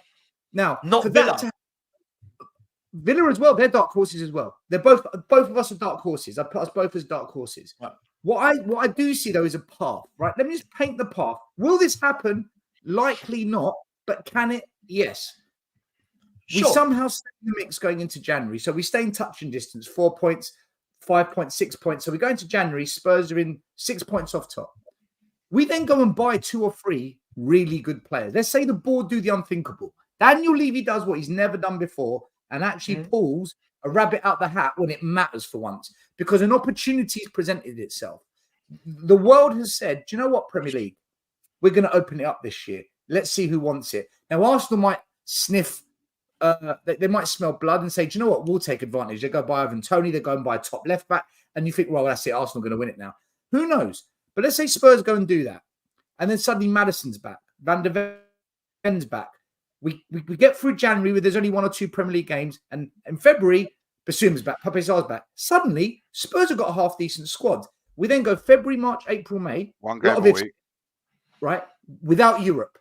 We're the only team in the hunt without Europe. Let's say we put Newcastle in there as well, right? Them as well. Yeah. Suddenly, we are dark horses. That's all I'm saying. I agree. Stel, I agree with you, but let's get to the first. How many days in January? But this theory Alex, one second. Get to the end of the transfer window, and if Daniel Levy's pulled that rabbit out of the hat, like you said, Stel, if Daniel Levy brings a player that all 6 of us on this panel go, oh, didn't see that coming, right? A couple of players. I'll sit here and I'll go, all right. But what I'll do then, Stel, is I'll go on then, Postecoglou. You've got the tools, go and achieve it. Right? You've got the tools, go and achieve it. But right now, I'm just saying, for me, that's not the aim for this year. I don't think it's achievable. If others do, sure. I just think there are stronger teams than us. That's all it is. And people think that's negative. I don't. I think there's better teams. It's not negative, which is why I keep saying, and people in the chat don't have ears and listen. Dark horses means that it's 99% likely that either Man City, Liverpool, or Arsenal are going to do it. 99. Yeah. But if there's that outlier, if there's that one team that could somehow sneak in if there's a wobble, you've got to put money on the likes of Aston Villa and Spurs. You have to. I say this theory for anybody, though. I say this theory for everybody, though, because I look at the Premier League and I looked at it and thought, we should be nowhere near this league. And looking back at the league, who have won the leagues the last couple of years, it's not down to brilliant play. Yes, they have had the best players, but it's down to systems and the manager's quality as a manager. Any system at work or football, any system works best if you have elite. Yeah, is there really elite players though, Iggy? Is there really Man City? Man City, right. Erling Haaland last year when Man City, a striker that is fair enough. Yeah, Man City, a striker that scores 50 goals a season last year. You know what I mean? He's like on his first season in the Premier League. Got some great players. Yes, they have, because they're consistent. Yes, they are. But in the other teams, like consistently deliver. That's what makes it elite. I don't know about that. I don't know about that.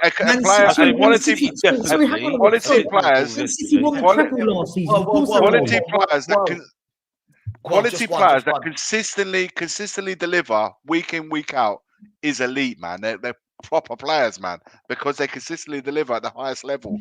These guys won the triple.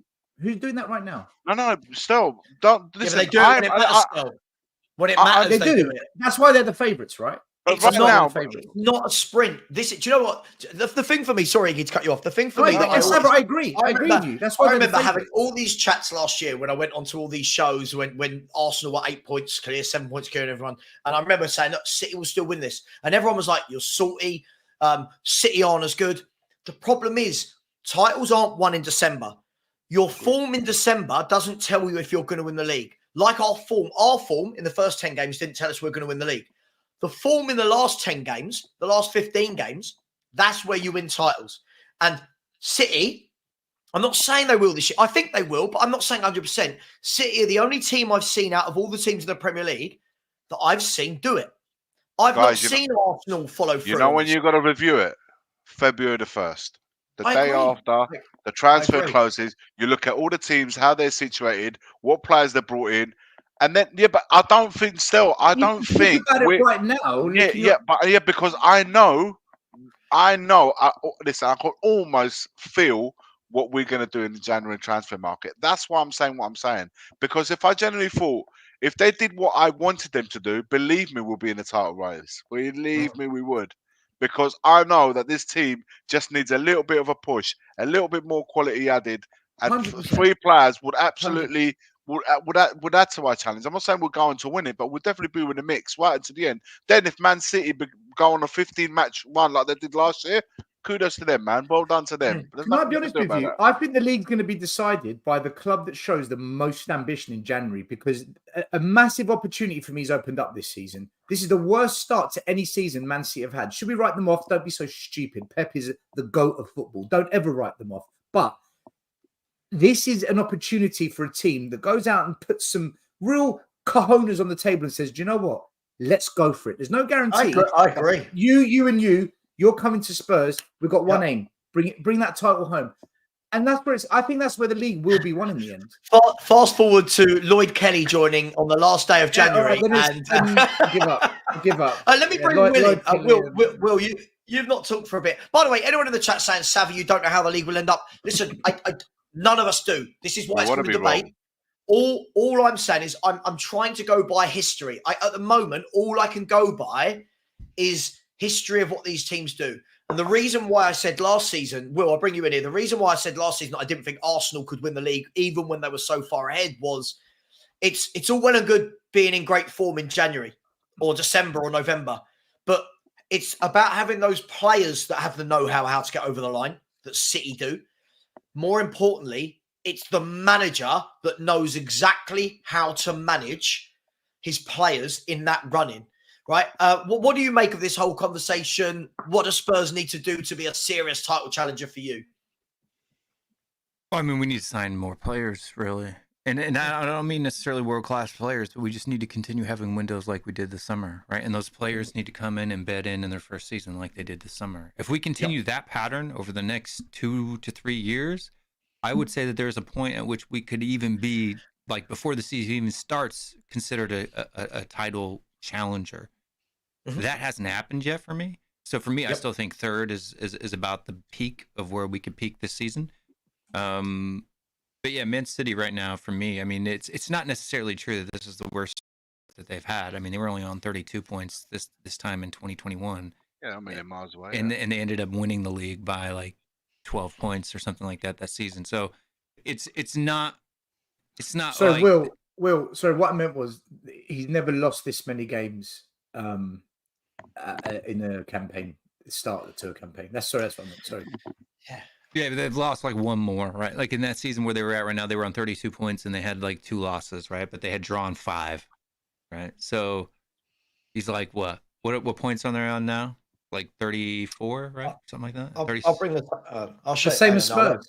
Same points. You know what? No, they're a point ahead of us. They're on 34 points. Yeah, we're on 33. Right. De Bruyne coming back is going to be like a new signing for them. It's like, they're not Maddison coming back. Yeah, but again, this is the thing. Again, this is what we do. Yes, Maddison coming back, but we're talking about. Listen, I love Maddison, but we're talking about De Bruyne. If we're talking about levels of footballer, we're talking the difference between a serial winner who controls Man City, and we're talking about James Maddison, who's come from Leicester. I love James Maddison. And Bentancur, Van de Ven coming back. These are massive players for us. Again, but this is the thing. None of them have ever done what the likes. Listen, like John Stones has just come back from an injury and starting to get a few minutes. So you're going to have John Stones back, Erling Haaland back, Kevin De Bruyne back. These are winners. These are serious winners. With every player, with Spurs as they are, with every player fit, I agree with Will. I think third it would be a good finish. You know what? It'd be a top finish. But to push for that next level, we need to do next level shit, and I just don't know if our club's going to do that. Well, no, I mean, because the thing that's stopping us, for example, like I agree that when those players come back, because when those players were here, we hardly dropped points at all, right? With 2 draws and that was it. So when those players come back, I expect a similar run of form, right? But they're not back yet. And the thing that would be the difference is if we had a deeper squad, then them being out for 4, 5, 6, 8 games wouldn't have been as big of a hit, a punch in the gut. But right now, we are living on fumes of gasoline. It's like, when you're driving down the interstate and your light comes on and the next gas station's 25 miles away, and your car says you've got 24 miles until you're out, and you're like, can I get there? Like, am I coasting downhill, putting in neutral, shutting the car off and rolling for a while before you get there, right? Like, that's where we're at right now.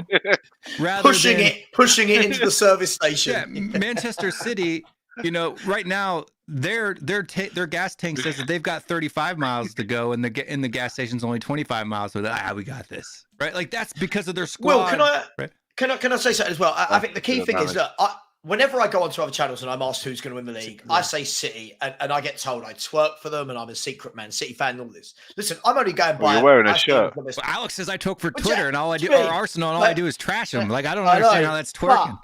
But what I was going to say is this: the thing for me is, and I'll tell you why I worry about. I know people see it as a positive that Man City haven't been great so far, right?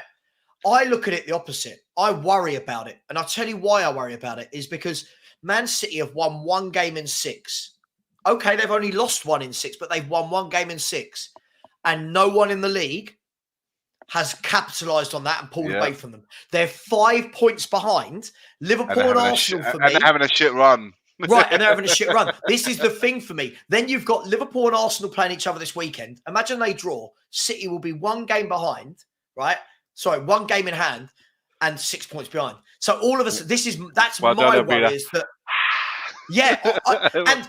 and we're in the same spot, to be honest with you. So I understand, but I've just never seen us do it. Do you know what, Will? If we do it, I think like there's this belief that if you say Spurs can't win a league, right? That you don't want them to, not you. I mean, like the royal you.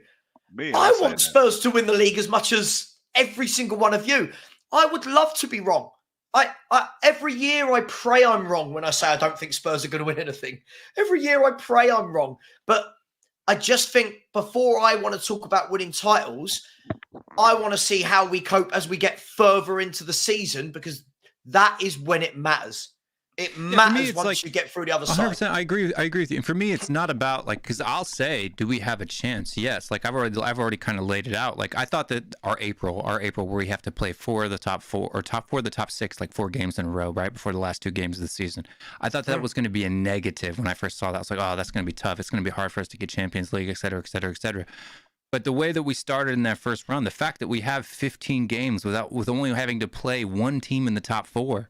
In 15 games, we only have to play 1 team out of the top 4 in that whole entire run. That's Aston Villa. If we're there and thereabouts, if we are 6 points, right, from the top, come April, come that 4-game stretch, and our whole first 11's fit, and we do something weird and we get points, because most of those games are going to be at our ground, right, bar the Liverpool one. So that could be, we've got City at home. We've got Arsenal at home, right? The only one we have to play away is Liverpool. 4 games left. If we're 6 points off the top 10, we can make something happen. And Aston Villa. Yeah, but I mean, we play away to Aston Villa like at a different time. I'm talking about those 4 games back to back. It's Newcastle. I see. Yeah. So, but what I'm saying is, when we come up to that 4-game stretch where we play Newcastle, Arsenal, City, Liverpool, and we're only 6 points off the top, it's anybody's ball game right there, because those are all 6-point games. You know what I mean? So. The math makes sense, yes, but the kicker to that is we have to be 6 points behind when we come to that period in the season. Will we be there? I don't think so, but if we are, we have a shot. I don't like this whole, Spurs just can't win because they're Spurs. That's a great logical argument there, folks. It all comes down to where we are at the table come April, right? So I agree. For me, I just need to see it. I'm one of those people. Same thing I say to Arsenal fans, by the way. When the Arsenal fans go, "Oh, you just hate Arsenal because you're Spurs," it's like, no. If you're as good as you think you are, go and do it. Get over the line. Shut us up, right? I know no one wants to give Arsenal any credit. If they win the league this year, I'll turn around as a fan and go, "Fair enough, 38 games, you deserved it." But it's their own fault. It's their own fault. We're not giving them credit, right? Because they went 93% of the season in the top and then bottled it in the last 2 months. So them being top of the table now by 1 point for 1 week. Ooh, it doesn't mean. I agree. You were there for 93% last season. You blew it. So do fans actually say to you, "You hate us"? You say that because you hate Arsenal because you're Spurs. They say that to they you. say it all the time. No, but no, you know what I mean. Like in terms of like it. Look, you know me. I try and give a balanced view. The They say reason it to I'm me. asking is, I don't know if they say it to Savva, but they say it to me for sure. I get it on Mo's channel. I get it on Tunnel TV. I get it on all. but the reason I'm asking is, surely you hate Arsenal because you're human. Look, I mean, ask Savva. I wasn't even on the show this morning, or was it this morning or yesterday morning? He was on with Mo. Right? Yeah, and currently brings my name up.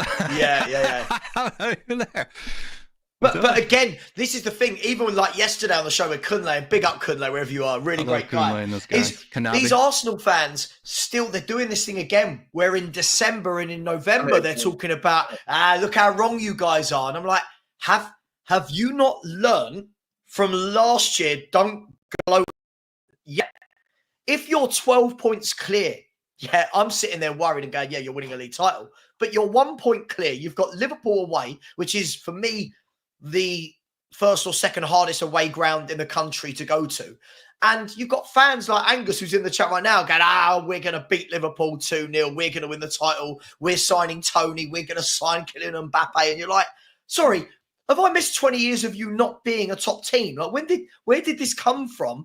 And I just don't want to be that for Spurs, if that makes sense. I don't want to be that version. But not only that, but they said last winter they were going to sign a striker, and they signed Jorginho, right? So I mean, like, this is what I hear from Arsenal fans, right? They were going to sign Tony last January and this summer, and they signed Jorginho and Kai Havertz, right? I mean, come on.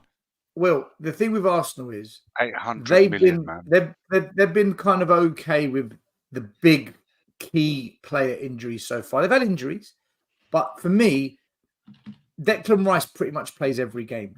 If they lose him, the same impact us losing Maddison had for us, they will feel the same. They'll drop points in every game he's out. He has been their signing of the decade, right? Well, he's been the stalwart of their entire team. They lose Declan Rice for 3 games, they drop 3 games. Absolutely. So they need to just take a little step back as well. They're getting carried away again, like Savva said. By the way, just quickly, a couple of super chats I've missed massively. By the way, is everyone on the panel all right? If anyone needs to drop, speak now or forever hold their peace, or let me know and just drop. But a couple of super chats from Hennessy. Big up, Hennessy. I wasn't ignoring you, mate. Sorry, we're just deep in debate. Has said, love for the panel, especially to Stel. He knows why. Were you in the same library as Stel today? Is it a mutual love of libraries? No. Hennessy is I met him. I've met him outside the ground. He's a good guy. Big up to you, Hennessy, man. Big up. And Hennessy's come back in again and said, Alex, my friend, and he shouted at you. If you don't know, get to know. By the way, in the Premier League right now, 5 minutes to go, it's Crystal Palace 1, Brighton and Hove Albion 1. And in La Liga, Alaves 0, Real Madrid 0, and Real Madrid have just gone down to 10 men after Fernandes was sent off. Perchy, you've not talked for a long time. Tottenham Hotspur, realistically, I don't know how we got onto this whole title thing again. I didn't even bring it up. Let's go back to Todibo. What I want to talk about with this is, do you think a Todibo is a smokescreen? Like we always have this. We had it with Bastoni. We had it with Tap Sober. And then we always then go and get something which you go, is it that? Is this happening again? Are we destined for a Lloyd Kelly-esque signing? Or do you think we're going to go and get a Todibo? Well, look, I think Todibo is the sort of signing that we should be looking at. That is the mould of a football player we should be looking at right now. He improves us. Do I think he's a smoke? No, I don't think he's a smoke. I think Spurs are definitely interested in him. And I think Spurs have to sell the project to the kid. But the question is he's going to be, in a sense, like, I'm not sort of trying to be, it's going to be a tough deal to do with the moment in a title race, if you want to call it. I mean, they've got the second best defense in Europe at the moment, and they're playing some good stuff. Like, I watched them play a little bit last Not true. Look, it's 2023. We can Google things, right? So, Top Sport, January 18th, 2022. Arsenal transfer target Dusan Vlahovic. January 15th from teamtalk.com. January 15, 2022. Arsenal have reportedly had a breakthrough in their Dusan Vlahovic transfer targets. Last time I checked, Vlahovic is a striker. Yeah. So Nice have got the second best defence in the big leagues in Europe at the moment, only bettered by Inter Milan, who incredibly have only conceded 7 goals in the league, which I find amazing. And screw them because they ruined my bet last night for getting knocked out of the Coppa Italia. But yeah, no, listen, like I think I look at it and go, I think, can you do it? Yeah. I don't think any player is immune from a transfer, whether it's in January, whether it's in the summer. I think if you've got the cojones to go out there and do it, you can. But I think what I hear a lot of at the moment is Tottenham don't normally go and do it. And I think that's the fair bit. Do I think, as I said, the question was, do I think he's a smokescreen? No, I think Spurs are interested in this guy. He fits exactly the mold of the player that we need. Exactly the mold of the player that we need at the moment. Now it's all down to Mr. Levy and the powers that be to get a deal done. Be a bit aggressive and get these players over the line. Let me ask you then, Iggy, because I know you need to jump in a minute. Just before you go, this is the big thing for me. Should we be looking at a player from Nice and thinking, oh, this should be difficult to do because of where they are in their league? Surely, if we want to act like a big club, you go and take them, don't you? You go, you make that deal happen. Well, it's that we go back to that same analogy. You go there and you drop everything on that table and say, how much you want for him? Right, I'm bringing him home with me. That's how the big boys do it, man. That's how the big boys do it. They go in there and say, how much you want for that man? Because he's coming with me. And they give you the price that they want, that they're asking for him, and you just don't mess about haggling and trying to skimp and save 5 million here and there. Just go and get your man and give it to the manager. Like Ange Postecoglou himself said, if we're gonna do some business, we need to get him in early. Like 1st of January, he wants him in so he can bet him into the team and not wait till the end of January to bring him in, and then he has to have all of February to really bet him into the team. Get him in straight away. Go and fill in those gaps that you need. If you need a centre back, or if you need to add another midfielder, if we need another forward, should Richarlison move to the Saudi League and we bring a proper forward though, whether Son goes out on the left or stays up front and we bring a wide forward in, whatever, get a proper player. And really though, it's you know what? It's not just about getting a quality player in. It's the intent that you're going there. It's you're sending a message to all your fans, your players alike. If the players themselves that find themselves at Hotspur Way, they see 3-4, proper players coming through the door. They're thinking, okay, do you know what I mean? It sets a different tone, and that's what that's how big teams in this situation operate. In come January, we shall see if we fall into that bracket. If we do, then maybe I can start dreaming like you guys. I can start really saying, right, this is going to be a really good second half of the season. If not, we're going to be sitting here come 1st of February, going same old. Iggy, I'm not dreaming. I'm not dreaming. No, dreaming in a good sense of the word. I mean, really begin to dream that we can go and win this, challenge for this title. Why not?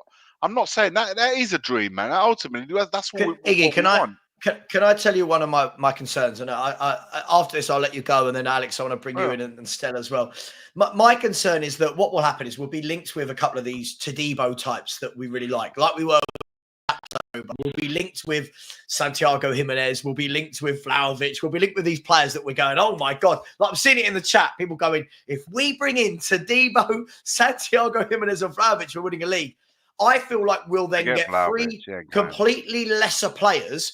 But then I think what will happen is some of our fan base will go, well, that's clearly who Ange wanted, and this is clearly part of the project. That's my worry, is that we're going to then convince ourselves that these lesser players are part of the project rather than actually the big dick energy, as you like to call it, going out there and going, nah, let's get some top players and get it over the line. That's my worry.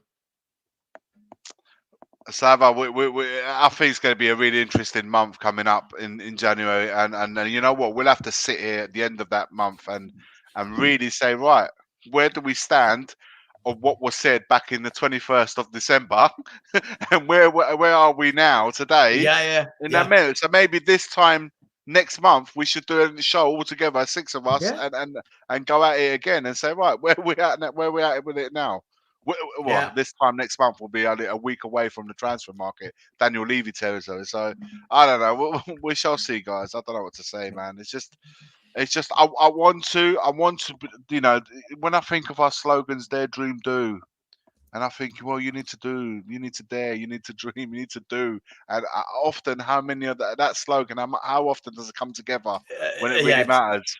Yeah. Absolutely. Look, Iggy, I am going to let you go because I know you need to jump. Cheers, but listen, man. Thank you so much for being our Has for the evening. Welcome, I think man. you did him proud. Thank you very much. Everybody, you big can up find to Has, and big up to everyone in the chat, by the way.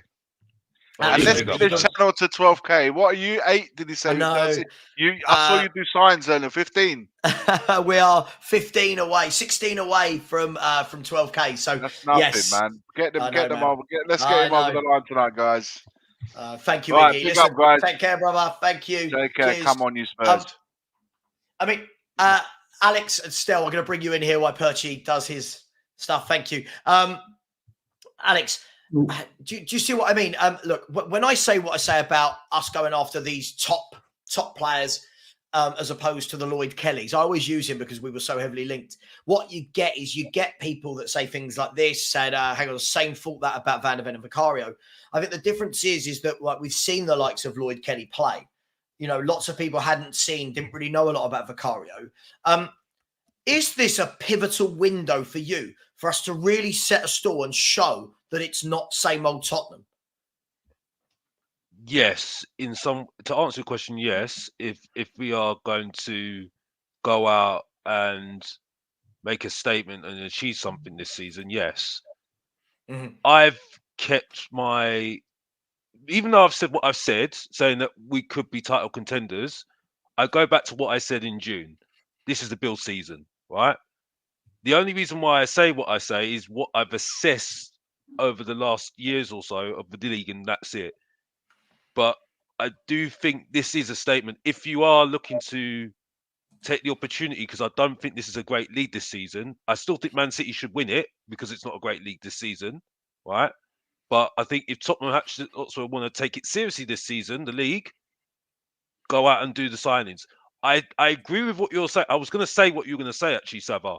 I think the signings, the people that were linked to sign, are maybe smoke screens of players that we might look for. Because look at the approach we're doing. We're doing data-led approach at the moment, aren't we? So we could be looking at those players and saying we want similar players like that. You know what I mean? Or someone like Van der Ven that we've got at the moment. You know, someone like Romero at the moment, and doing data-led approach, and then looking at players similar to them, and then having to do the research afterwards. You know what I mean? And that's it.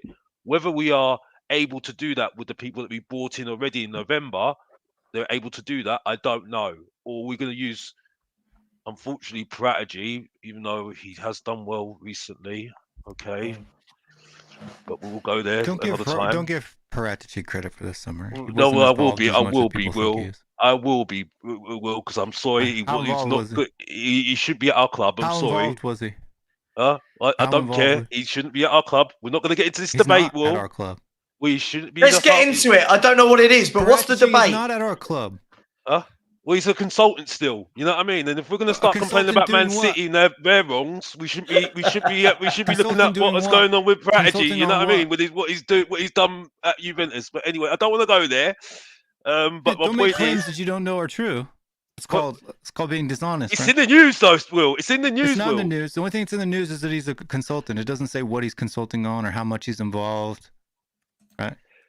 I go on the news, mate, and he's still got players like Van der Ven, Maddison, all credit. I'm not talking about that though, bro. I'm talking about what he's got done for Juventus, bro. We still got him. He's still got him employed at Tottenham as a consultant, yeah. And if they were so great about it, if they were so happy about it, why is he still not at Tottenham right now? See, won your argument. Anyway, moving on. My point is, what are you talking about? moving on straight away. Mr. Box Office has to move on because it's only an hour show. You know what I mean? Like I said before. Alex, it's an hour show. You go. You know what I mean? You just said Perchy did good things lately. Well, yes, he has That's done the good thing I'm things lately. arguing Stelios against. has reported it already, but the guy that's our youth director has already said it, so I can't argue with him, never can I? reported that Paratici's the one responsible for these signings this summer. He said he's responsible for the guy in the academy. Sat here quiet. Don't I'm sat here don't quiet. make up Okay, well, stories. like I said, Gabardini was the main man, I was told, by the way, as well. Gabardini got sacked as well, so he's Huh? no good either. Just- So Well, why are you Gabardini crediting these was people the with man. players that they He don't have was anything the to do with? man. He was Can the I man. clarify on what I said? The new I love academy this. director who was brought in a year ago, he was brought in by Paratici. Paratici snatched him as he was in the process of going to Burnley to work with Vincent Company, because Simon Davies and company were both working in Belgium together. Paratici headhunted him, brought him into Spurs to revolutionise the way the academy works, and then signing Postecoglou was part of the process in making sure that the first team and the evolution of the first team now matches the academy. So if Postecoglou leaves and goes to Real Madrid or gets sacked or whatever happens, the next manager will be of the similar ilk. That's what I said.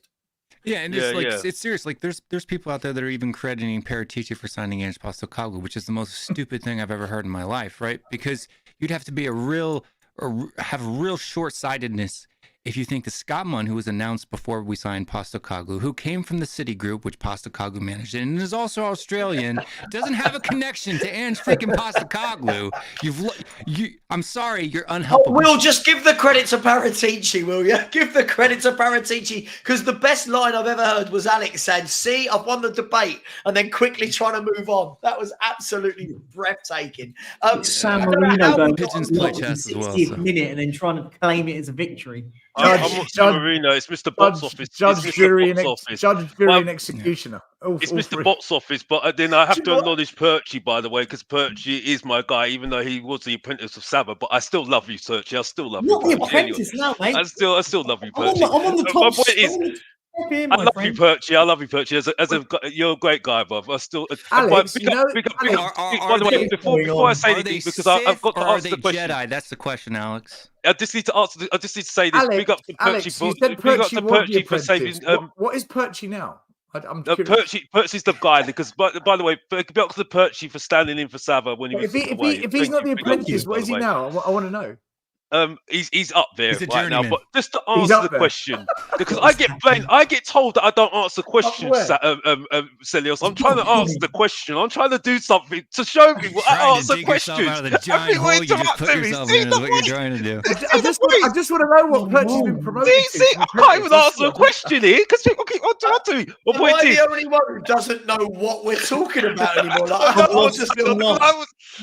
Okay, all you I know know, is I'm a legend. I take Alex is getting cooked. That's what's going on right now. we need to add Alex to the Spurs Unleashed panel every week. You know that. It's just No, been I'm fun, up for isn't that. it? Guys, let's look. Last subject I want to move on to.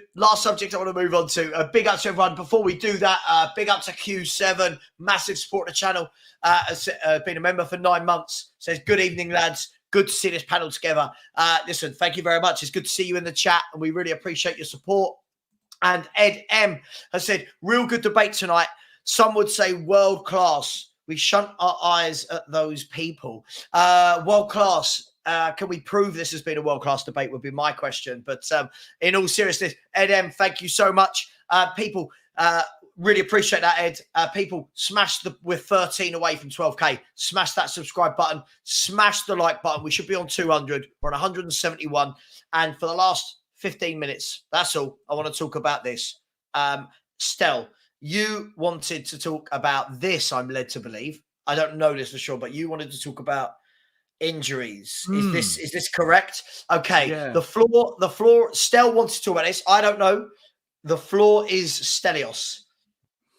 Yeah, so a while back on this channel, other channels, I was told, I was led to, the opposing view was that we can't use injuries as an excuse because look at Newcastle, look what Eddie Howe's doing there.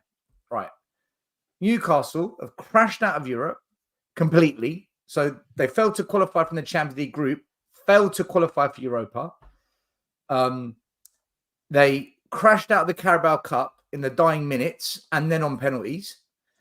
and they're below us. So I look at Newcastle and I think, if that is the example to prove to me that injuries can't be used as an excuse, then either that conversation was wrong or Eddie Howe isn't what people make him out to be. Now, I stand by what I said. I think injuries 100% matter, and it is an excuse.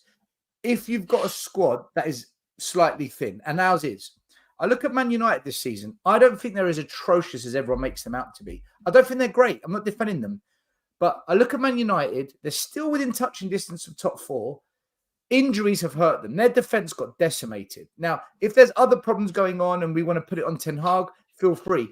But he went up to Anfield, one of the toughest places in the world, tactically set them up the only way they were going to get anything out of the game, and got something out of that game. So let's not write them off completely just yet as a finished force this season. I think they could still be an outside bet for top 4. I think injuries is partly to blame for it, not fully. Newcastle, 100% injuries have hurt them. Like I said it when we beat them, I said, mate, that is not the Newcastle that I've known. Injuries has hurt them. And likewise, Chelsea, for all the issues they've got, Chelsea have been hurt by injuries this year as well. I allow them to use it as an excuse, but I want that excuse to apply to Spurs. And when I did apply it to Spurs, I was told, yeah, but we can't use it as an excuse because we've got other clubs. For me, 100% injuries is an excuse. By the way, when I say injuries, Savva, I also mean self-inflicted suspensions. I'm talking about players unavailable to play. I think it's a fair thing to stand by.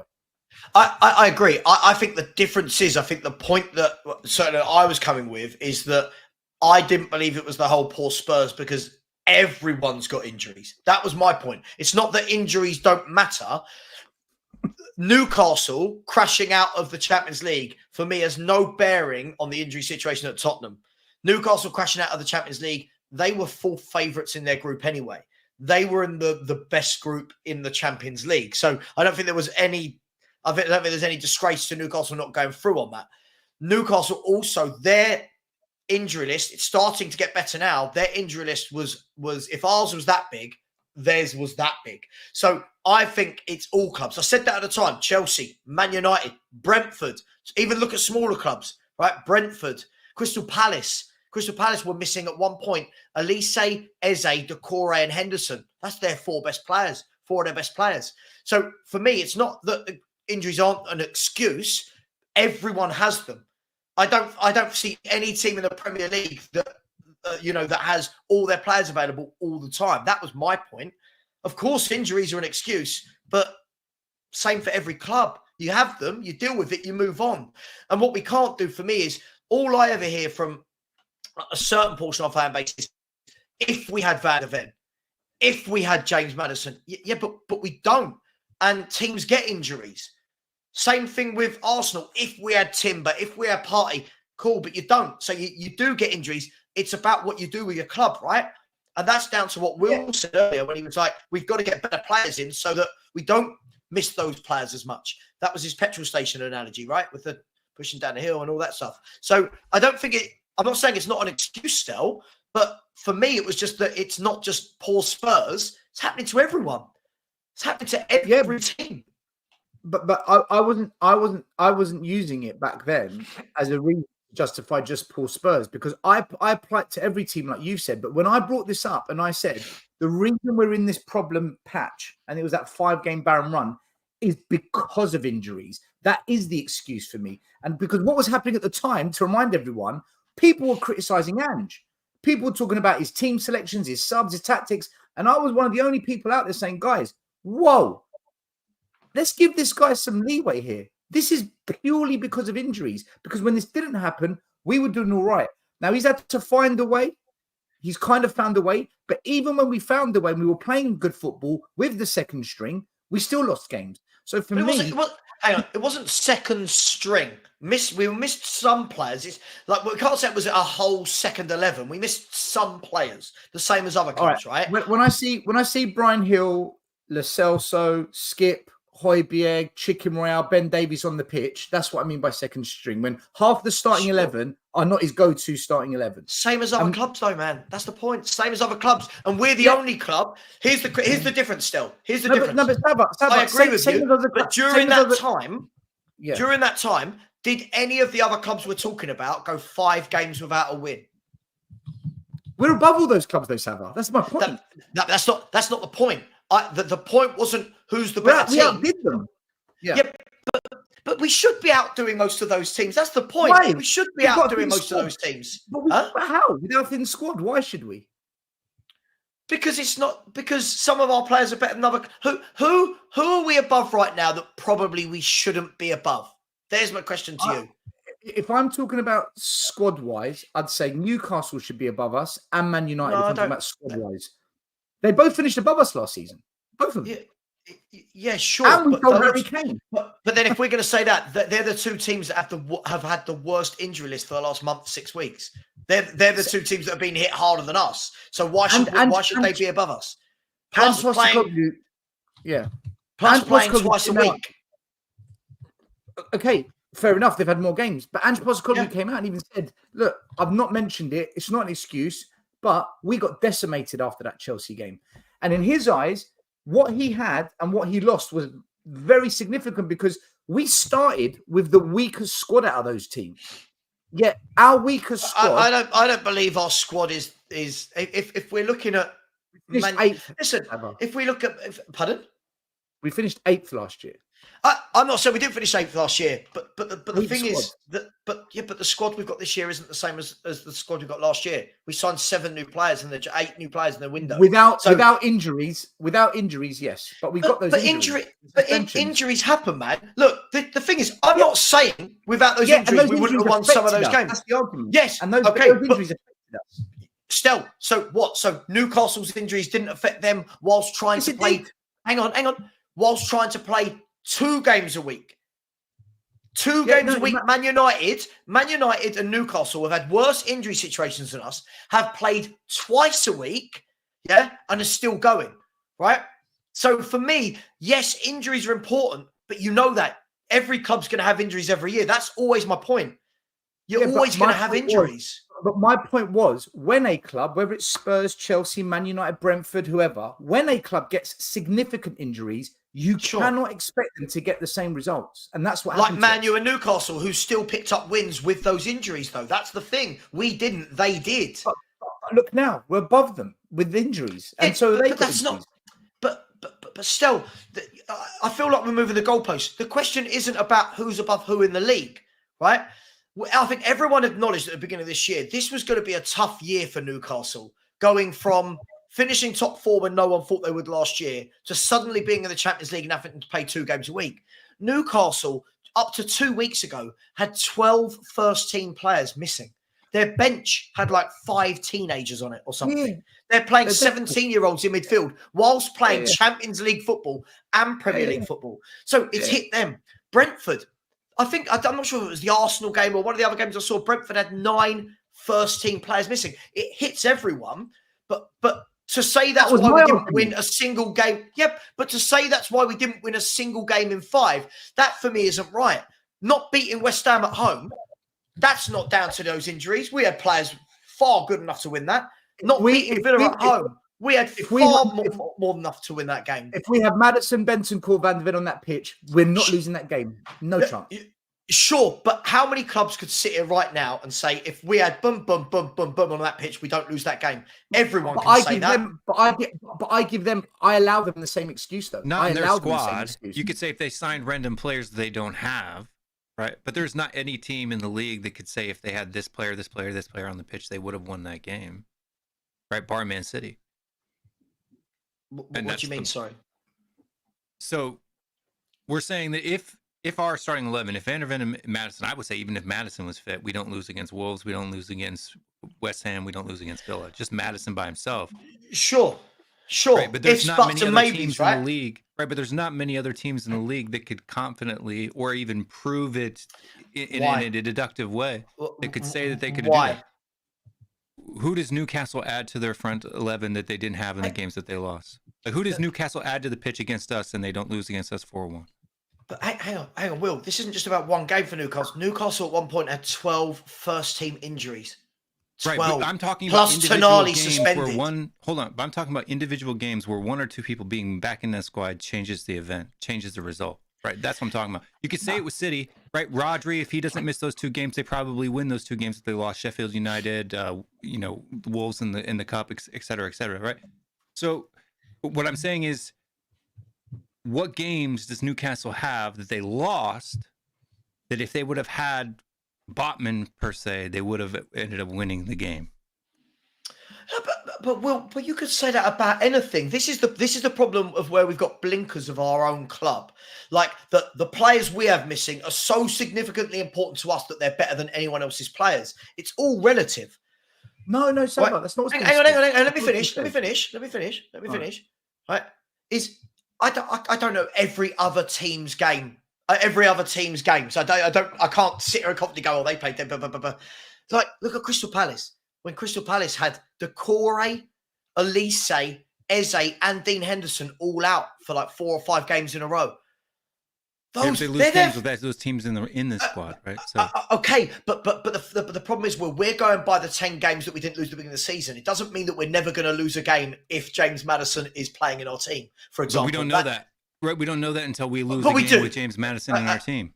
Okay, but you were never going to go the season unbeaten, even if James Maddison played every game, right? Savva, I feel like we're being really disingenuous that our injuries are so much more important than anyone else's. I don't buy it. No. I don't buy it at all.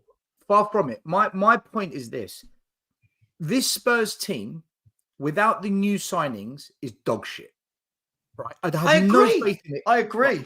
Okay. So therefore, if we lose a number of those new signings, plus some existing ones that were already there, like a Bissouma, a Bentancur, one or two of them type players. Yeah. I look at Spurs, and I'm just talking about Spurs now, and I think we are massively deficient, and we're up against it. Does that mean we can't win a game? Of course not. Anything's possible. But do I expect us to? No, because as soon as we lost those players, we all predicted a loss at Wolves. We lost. Okay, so we all predicted a loss against Aston Villa. Why? Because of the injury. Can I say something, right? So if we look at Newcastle, when Newcastle played us, they were missing Sven Botman from centre half, right? They were Dan decimated. Right? Yeah. What? Sorry, you. Oh, right. They were decimated. I said when we beat them, it's because they had a good team. Hang on. Okay. So when we beat Newcastle, for example, I'm not saying they win if they have all their players, by the way, but I'm just saying everybody has players missing, right? Newcastle had 3 of their back 5 missing through injury. Pope, Dan Burn, and Sven Botman. Right. That's why we beat them, Savva. Then they've got Tonali who's suspended, right? And I don't believe in suspensions, but by your rules, you believe that counts. So they've got Tonali who's suspended, Willock's out, right? And also Harvey Barnes, who was very good for them. Savva, I agree with you. I agree with you, Savva. I don't understand the point then. My point is I don't believe we can sit here and say, if these players play, we definitely win a game. I don't think anyone can 100%. ever say 100%. definitely you win a game. No, Savva. Look, let me rephrase. No one can predict something that didn't happen. Can I rephrase my point here? Because this is getting lost in translation. With the exception of Man City and Arsenal, who have spent a lot of money under one manager, not multiple managers that come in, change the team, these players don't work. One manager, one philosophy, one build phase. Other than Man City and Arsenal who have done that, they can sustain injuries. Arsenal can lose 2 or 3 top players. Liverpool too. Maybe Liverpool. But 100%, Man City and Arsenal can sustain it. The rest of the teams in the league, when I look at the squad, I think they struggle. Now, Spurs, who finished 8th, sold Kane, brought in some new players, lost a couple of the good ones that we signed. For me, it's a killer. Would that same scenario... Right, so this is the point I was making, Savva. I think Newcastle have the same issue. I think Brentford and other teams you mentioned, I put us all in the same bracket. But what I don't want to hear, especially from Gooners, who can't handle this, but we lost Partey, we lost Timber. You spent 700 million on one guy to build a big squad to handle it. We haven't done that. I completely agree. Completely agree. So this was the point I was making. When we do get injuries, then we need to relax. It is an excuse at this stage. In 3 years' time, If Ange is still agree. here, he spent the money. It's not an excuse anymore. Still, it's I not. agree. I agree. But for me, I don't care what anyone says. The team we had out against Aston Villa, the team we had out against West Ham, right, was still good enough to beat them. Right, the players we had out on the pitch, right? The players we had out on the pitch are available to us against Wolves. We had enough that we should be going to. Wolves are a decent team, right? Wolves are a decent team, no more, no less, right? So for me, there's 3 games straight away there where I think. Yeah, but Dyer Davies at the back, it's trouble. Emerson Royale. It's not even the back line. It's not even the back line. It's the forward line that was the problem. It was, look, let me give you an example, right? Explain to me then, if Maddison isn't the reason why we didn't win those games, then how come Son Heung-min, while Maddison was on the pitch, was creating the most chances per game for any player in the league, right? Was arguably the best midfielder in the league up until that point. All of a sudden, Son goes from having multiple big chances per game to having no touches in the opposition's box against Wolves and after the 17th minute against West Ham. Will, like you've misconstrued what I've said. I was the one, if you remember, go back to the beginning of these injuries, we had the conversation about who's going to be more instrumental missing, Van der Ven or Maddison, right? And remember, we all had a debate and we all agreed them both massive misses. But I said I think it is Maddison because of his creativity. I'm not doubting that losing James Maddison hasn't put us off course. Of course, it's the same as, to a lesser degree, it's the same as Man City losing Kevin De Bruyne. Massive players, they're playmakers, they're creators. My point is this, though, is if you don't win 1 in 5, I can't just purely go, that's all down to James Maddison not playing. For me, when Bissouma was out, I heard, well, when Bassouma's back. Well, since Bassouma's been back, he's been crap, right? When this player's back. Most of the games, yeah. Right. So listen, by the way, how would we have done if we had all those players for those 5 games? You would like to think that our points tally would be very different. Of course. But to say we win all those games with those players back, I don't. I'm not saying we win all of them. I'm not saying you have. I just don't think that. I think every club goes through this. There are going to be games that you don't win. West Ham, no excuse for me. No excuse for not beating West Ham United at home. I don't care with the players we had available to us, right? Because that happened from individual mistakes, right? You had Udogie playing the guy in, right? So he's done that before. He's one of our starting players, so it's not like that's unusual. But you also have a Højbjerg, for example, right? Dill-a-daddling on the ball. You have Højbjerg arguing with the referees about a free kick, and they take it fast, and they end up scoring from it, right? Like, these are things that Bentancur wouldn't have done, right? So they do have an impact, or even Maddison wouldn't have done it, right? There's different issues that have caused it to do it. And all my point is in saying is that James Maddison alone, right? The performance that he was putting in and week out was enough that those close score lines that we lost 2-1, right? And the fact that the Son Heung-min had plenty of touches and opportunities when Maddison was here, and now has none for the majority of both of those 2 games. I agree. I Will, the thing is, I feel like we're not there. I think we're here in the argument. I think we're kind of on the same page, right? By the way, people in the chat are naming players that are out injured and saying they're not. That I think they're not a massive miss. Of course, I think they're a massive miss. My point is this: other clubs have got players that to them are a massive miss. Now they might not be as good as the players we've got, but when I look at missing players is irrelevant to our results, though. No, I agree. But the point which I think all of this stemmed from was, when I look at Man United's, right, all of their injuries, which is worse than us. Newcastle was worse than us. Brentford's was worse than us. Chelsea's was worse than us. Other than Chelsea, we were the only team, I believe, in that period that went 5 games without a win. Newcastle still managed to grind out wins. Hang on. Let me finish. Let me finish, man. Chelsea were Newcastle during that time managed to grind out wins with 12, 13 players out injured, with Lewis Miley making his debut as a 17-year-old and loads of kids on the bench, right? Yeah, Man United. Ours was 1 win in 5, right, at that point in time. City's was 1 in 4, which has now gone to 1 in 6. So they've had a worse run with a better squad. But sure, I'm not talking about Man City. I'm not talking about Man City, am I? You said we were the only team at that point, bar Chelsea, which wasn't... But hang on, Man you're City's cherry-picking the period of time. No, I'm not. Man City's gone 1 in 6 without a win. But Man City's 1 win in 6. Hang on, Will. Man City in the last 6 games is bad form, not due to horrendous injuries. They've just not been in good form. No, it is injuries. Rodri suspensions. They've got got a couple, but that's not the reason for me. They've just not been in good form. I don't. They've dominated games. They've not been taking their chances. I don't think they've not been winning games because De Bruyne is out or Rodri was out for a couple of games. They've not been finishing the dinner. For example, the Wolves game where everyone talks about, oh, well, Wolves went and beat them. In that game, Man City had like 26 chances. That's not them losing because Rodri didn't play. That's them losing because. Listen, sure, but the difference is I'm not saying Man City's was all about injuries. You're saying ours was all about injuries. I'm not saying it is. Hold on. It is about, okay, the reason why Man City's is about injuries is because if you look at the games that they lost at that point in time, Kevin De Bruyne's been out for all season, right? For the most part, right? You have Rodri, he comes out of the side, they immediately lose 2 games, right? Then you have but it wasn't because he wasn't in the team, was sure it? It was, come on, if you watch the games, when they play midweek, but they dominated those teams and they couldn't exactly. They conceded goals from their midfield. So how did? Yeah, but they did. You can't just say because Rodri didn't play in those games. Look at the Arsenal. Look at the Arsenal game. Look at the Arsenal game. If Rodri's in that game, there's no way Arsenal wins that game 1-0. Yeah, but the thing is, Will, the difference between me and you is you're bringing absolutes.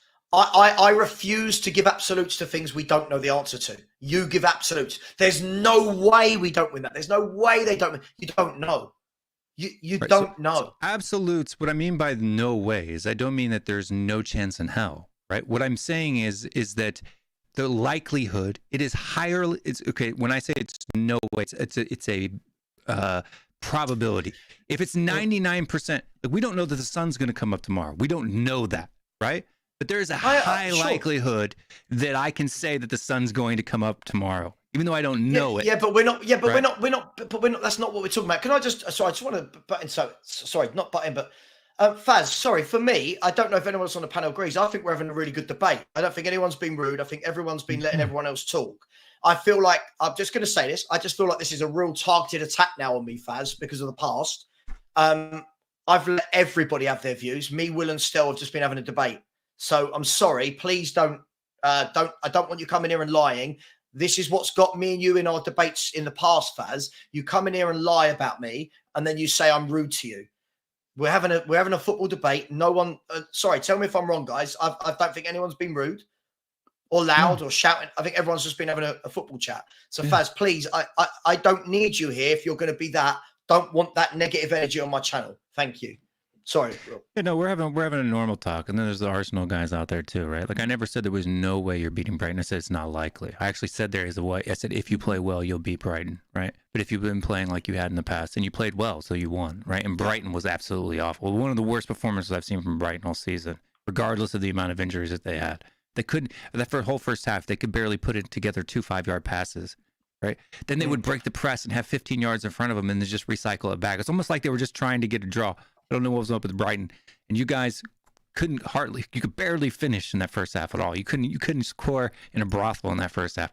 But the point I'm trying to make here is that there are likelihoods, right? I can say with confidence that if Kevin De Bruyne and Rodri are fit in some of those close games, right? For example, the Chelsea game, the Arsenal game, the Sheffield or the Wolves game. Those are games that I could say confidently, if those 2 players are there because of the quality of those players, 90% chance is Man City wins those games rather than loses them, right? And so I'm saying simply, based against Wolves and all these players, that it's a 90% chance that we beat those teams if we have James Maddison on our side because of the quality that he had showed and the form that he was on before he got out. That's it. I hear. Listen. You know, I feel like we're kind of. I feel like we're kind of there saying the same thing. If Tottenham Hotspur drop £500-600 million on Ange, we spent about 150, whatever it is at the moment. If we go and drop 500-600 million on Ange, and then we get these injuries, my argument then would be: hold on, don't blame injuries. Ange, you've got a squad here, mate. Manage the squad. Otherwise, what have you brought in? Because these are your players. There can be no excuses. I think until we get to that place, I think we're just one of a number of teams where 3 or 4 injury suspensions, it just hurts us so much. That's why I'm so surprised. Do you know what? I knew nothing about Postecoglou before he came to Spurs. I'm not going to pretend, I watched him at Celtic. I didn't know anything. When he came, I was very dubious. And then a couple of Celtic fans came in our chat on our channel, as they did with everyone. And I thought, do you know what? They seem to love this guy. What's going on here? So I went and watched a few videos, but what's a video? And I thought, freaking hell, they're not a bad team, but it's Scotland. Then you watch a couple of documentaries. I'm like, yeah, but that's Australia. But then I thought, hold on a minute. Arsene Wenger came from Japan. Yeah. So I thought, let's see what happens here. Ferguson came from Scotland with no experience in the Premier League Ferguson before. came from Scotland, right? And I watched pre-season. I thought, and listen, I'm someone who's coached for years. I get teams to play good football, right? And I know how long it takes. Pre-season, I was blown away how a manager can get a style implemented like that. I'm like, we're losing, but where the hell has he got this? Yeah, I quick? agree. And then as the season's gone on, and I've seen him manage difficult situations, easy situations that we thought, well, this is going to be interesting. Here's the litmus test moment. And I listened to what he says. What I've seen him do the last kind of 4 or 5 games, or try to do, should I say, I have to say, I don't know how Tottenham have done it. I don't know what lucky charm they've managed to find. I genuinely believe we have unearthed an absolute gem of a manager that's perfect for our club. Whether they back him and whether we go somewhere with it, I think there's still pieces that need to be added. But I don't know, man. I don't know if there's many managers in this league with the kind of players we've got that were out that would get maybe not the results, because it is a results business, but this style of football that is, do you know what? We're just going to go for the win, man. And to be so close every time. I don't know, man. I've never seen it before, Savva. And Will, Perchy, Alex, I've not seen it this quick, like this, with these circumstances, and losing arguably the best striker in world football. I'm just a little bit, I don't know, maybe I'm a bit defensive of Ange because of it. Maybe sometimes I over-defend him. But at the moment, I just feel, I don't know, man. I feel that a lot of people are over-defending Postecoglou when there's no need to. I don't feel like. I'm sorry. Do you know what I mean? Just so he'll shut up, right? Okay. So, you have Mr. Post Office. He's talking to me. No. Will, have you found the striker Arsenal link to? In fact, I have. There was sort 12. Just go to footballtransfers.com and it'll show you every link. You can sort by year. Go to January 2023. There were 12 different links to Vlahovic in that window. Football.London even said, right, that even though he's gone to Juventus, Arsenal are still hoping to spend, but they don't know if they'll be able to spend 110 million euro that they want on him. 12 different links in 2023. Not only were you linked to Vlahovic that season, you were linked to Osimhen, you were linked to a bunch of different strikers. So literally, just go Google things. Arsenal don't come at me. TV spent Google 2 weeks saying they're going to get Vlahovic, and they're in the bid for him. 2 weeks they covered him for. We all know Arsenal tried to get him. Look, it's not even, but I'm talking about that specific window. Just Google it, right? I could literally I could rattle them off if you want me to, right? But it's going to bore the rest of the audience. So you can continue to troll from the chat if you want to, right? 12th of January, the 14th of January, the 16th of January, the 20th of January, the 30th of January. How many would you like me to say in 2023? Not 22, 2023. How many would you like me to? How many do I need to prove from different sources to make it true? Right? La Repubblica from Italy even did it. Right? Football.London. All of these things. You can literally Google it. It's 2023. Right? Google things, then talk crap. Because I will Google it and I will mud you for it. Can we phrase that? Google things, then talk crap. Yeah, listen, just quickly. True first. Well, the problem that you've got here is when you're speaking. Look, we love Angus on this channel, don't we, Perchy? We love Angus. He's a good guy. I'm not talking about English. It's Mr. Waffle, Mr. Post Office is what I'm talking about. I know. But the thing is, you get people like Angus, like Arsenal de Groot, like Mr. Post Office. The problem with they're really nice people. They're very good and they're always welcome here. I think the problem is with a lot of these fans is they say these things. Then when it doesn't come true, you'll find them backpedaling. So what happens? I'll let you know what happens. Angus, for example, love you, Angus. Angus will be in here before a game or the day before a game going, watch us batter Chelsea. Watch us batter this team. Watch us batter this. In the chat, he joins in and he's all excited. The moment Arsenal go 1-0 down, everyone's going, Angus, where are you? And he's nowhere to be seen. The next day, he'll come back and go, yeah, but if it wasn't for the red card, if it wasn't for the substitution, if it wasn't, I don't know, man. You just got to laugh. Savva, 10, Will and I. 10 away from 12K. 10. Okay, Mr. Savva. Post Office, you're saying no serious journalist. That's your opinion. But I'm not talking about I'm talking pure numbers. December 1st, 2022, right? January 3rd, 2023. There's literally the amount of times that you have been linked in a report, an actual verifiable report on Dusan Vlahovic in last year's January window is at least 7 or 8 different times, okay? Not only that, but you had Mapai. You had several other strikers that you were linked with, right? So don't say you weren't linked with strikers last January when you freaking were. I love it. Do you know what? Arsenal fans. Not in 2021, Will. Not in 1975, Will. Is this I because tell we you haven't won? Is the two teams haven't won anything the last few years? That's why we're complaining about strikers at the moment. No, these Is are people that's that why we're like to talking get you on about this at the moment? gotchas. Like whoever L.Y.H. Weah is. I don't even know who that is. W-A-H-I from Montpellier. You were linked with him several times last January. So don't tell me you weren't linked with forwards last January. Arsenal last January fans. was when Jesus was injured.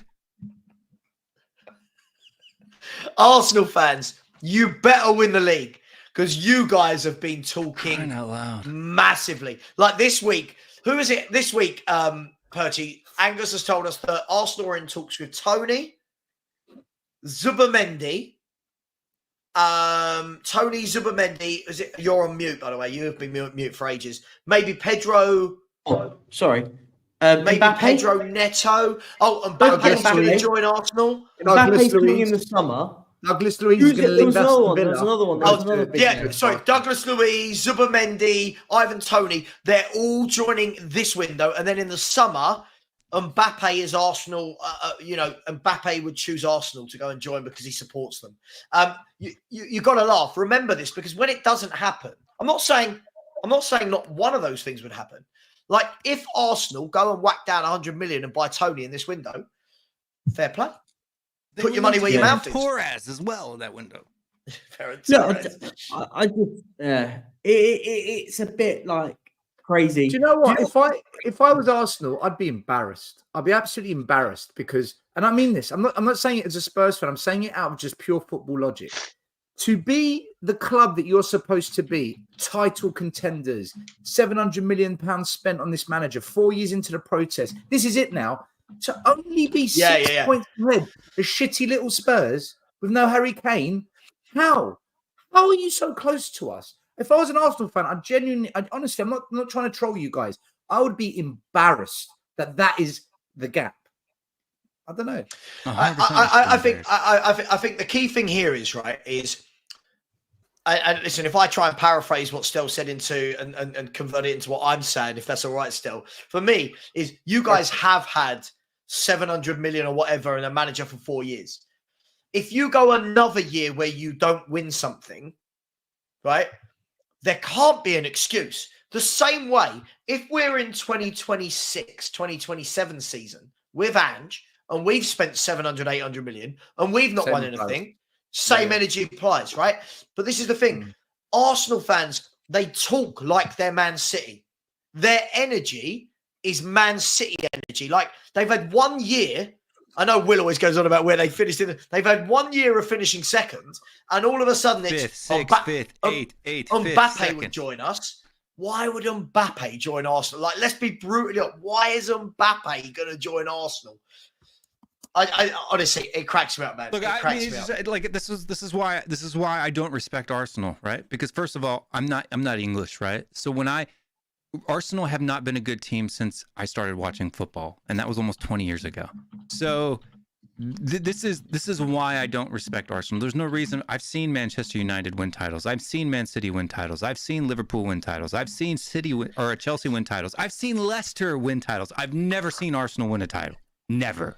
Right. So I don't buy into your History Channel FC thing. Right. I don't watch documentaries about football on ESPN 60 and 60 or any of that bull crap. Right. You guys can go do that. You can hype yourselves up and you can remember the past all you want to. I'm not interested in that. I'm interested in the now. Right. And the fact that your manager comes in with another men's team, wins an FA Cup, gets rid of a bunch of players, and then gets knocked out in the 4th round after he buys his own players to Southampton. Come talk to me about that. Come talk to me about that. Your manager took Emery's squad, actually won something, then got his own players, and then got knocked out in the 4th round to Southampton. Talk to me about that. Do you know what it is? Yeah. Do you know what it is? Do you know what it is, right? This is what it comes down to. And this is where this all lies. When we had Pochettino, we were so close to things, but we achieved nothing in the end. Let's be honest about it. Other than the club elevating in terms of people looking at Spurs as a top 6 club rather than just this mid-table club, right? We elevated a bit. Maybe Redknapp started it, but Poch really pushed the boundaries. But sadly, we didn't back Poch. We stopped buying players for a couple of years and it all went a bit stale. Okay. In that period, all I heard from not just Arsenal fans, United, Chelsea, West Ham, but you've won fuck all. Show us your trophies. You've won nothing, right? That's all I heard. And when I said to them, but look at the progress. We're going in the right direction. Oh, that's all you got, progress, process. Okay. Now the shoe's on the other foot, but they've spent a hell of a lot more than what Poch was ever given. Yeah. 100 million pound signings and shit. And they're falling short every year and they're not quite doing it. And I say to them, but what have you won? Oh, but look at the process. Look at the progress. Hold on a minute. When I was saying that to you about the Poch era, you didn't want to hear any of it. Now the shoe's on your foot. You can't handle it. You spam the chat. You go into all the Spurs channels. You've got to get involved because you just feel threatened that everything you accused us for might just come to bite you back in the ass just as hard. Stay humble. But the weird thing, like they're saying, why don't you trust Spurs? Spurs haven't won a title either. I know that. You don't think I know? The Spurs haven't won a title in the last 20 years? Like, seriously, I don't. Yes, you are in the same boat as us over the last 20 years. Look, the team, all of those guys that won the trophy the last time are almost all wearing diapers. Right?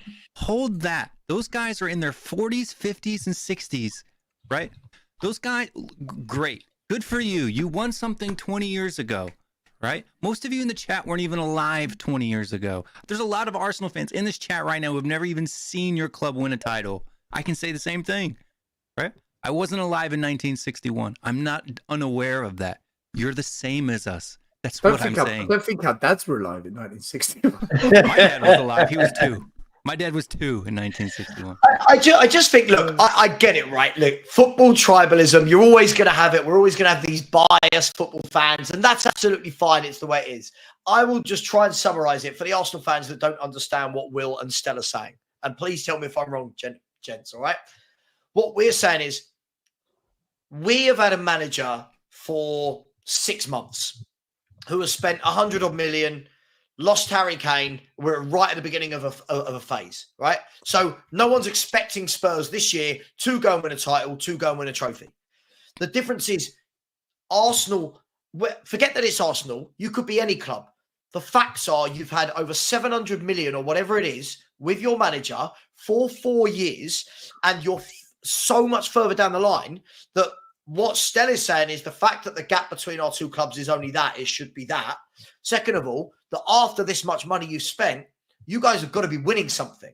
Like, if you don't win the league this year, you've been telling everyone you're going to win it all season. So that's what he's saying. We don't think Spurs will win the league. If we win it, guys, do you all agree with me? If we win it, it will be a massive surprise. Well, no, right? 100%. But not only that, but this is the thing that really bothers me, right? Because miracle. They're acting. Look, this is the thing that bothers me about Arsenal fans, and this is why I go on them so hard, right? Last season, we heard invincible talk. This season, we heard invincible talk. That's not only is that ridiculous, it's a disrespect to that squad. Listen to the names, just the top 5 names from that squad. Thierry Henry, right?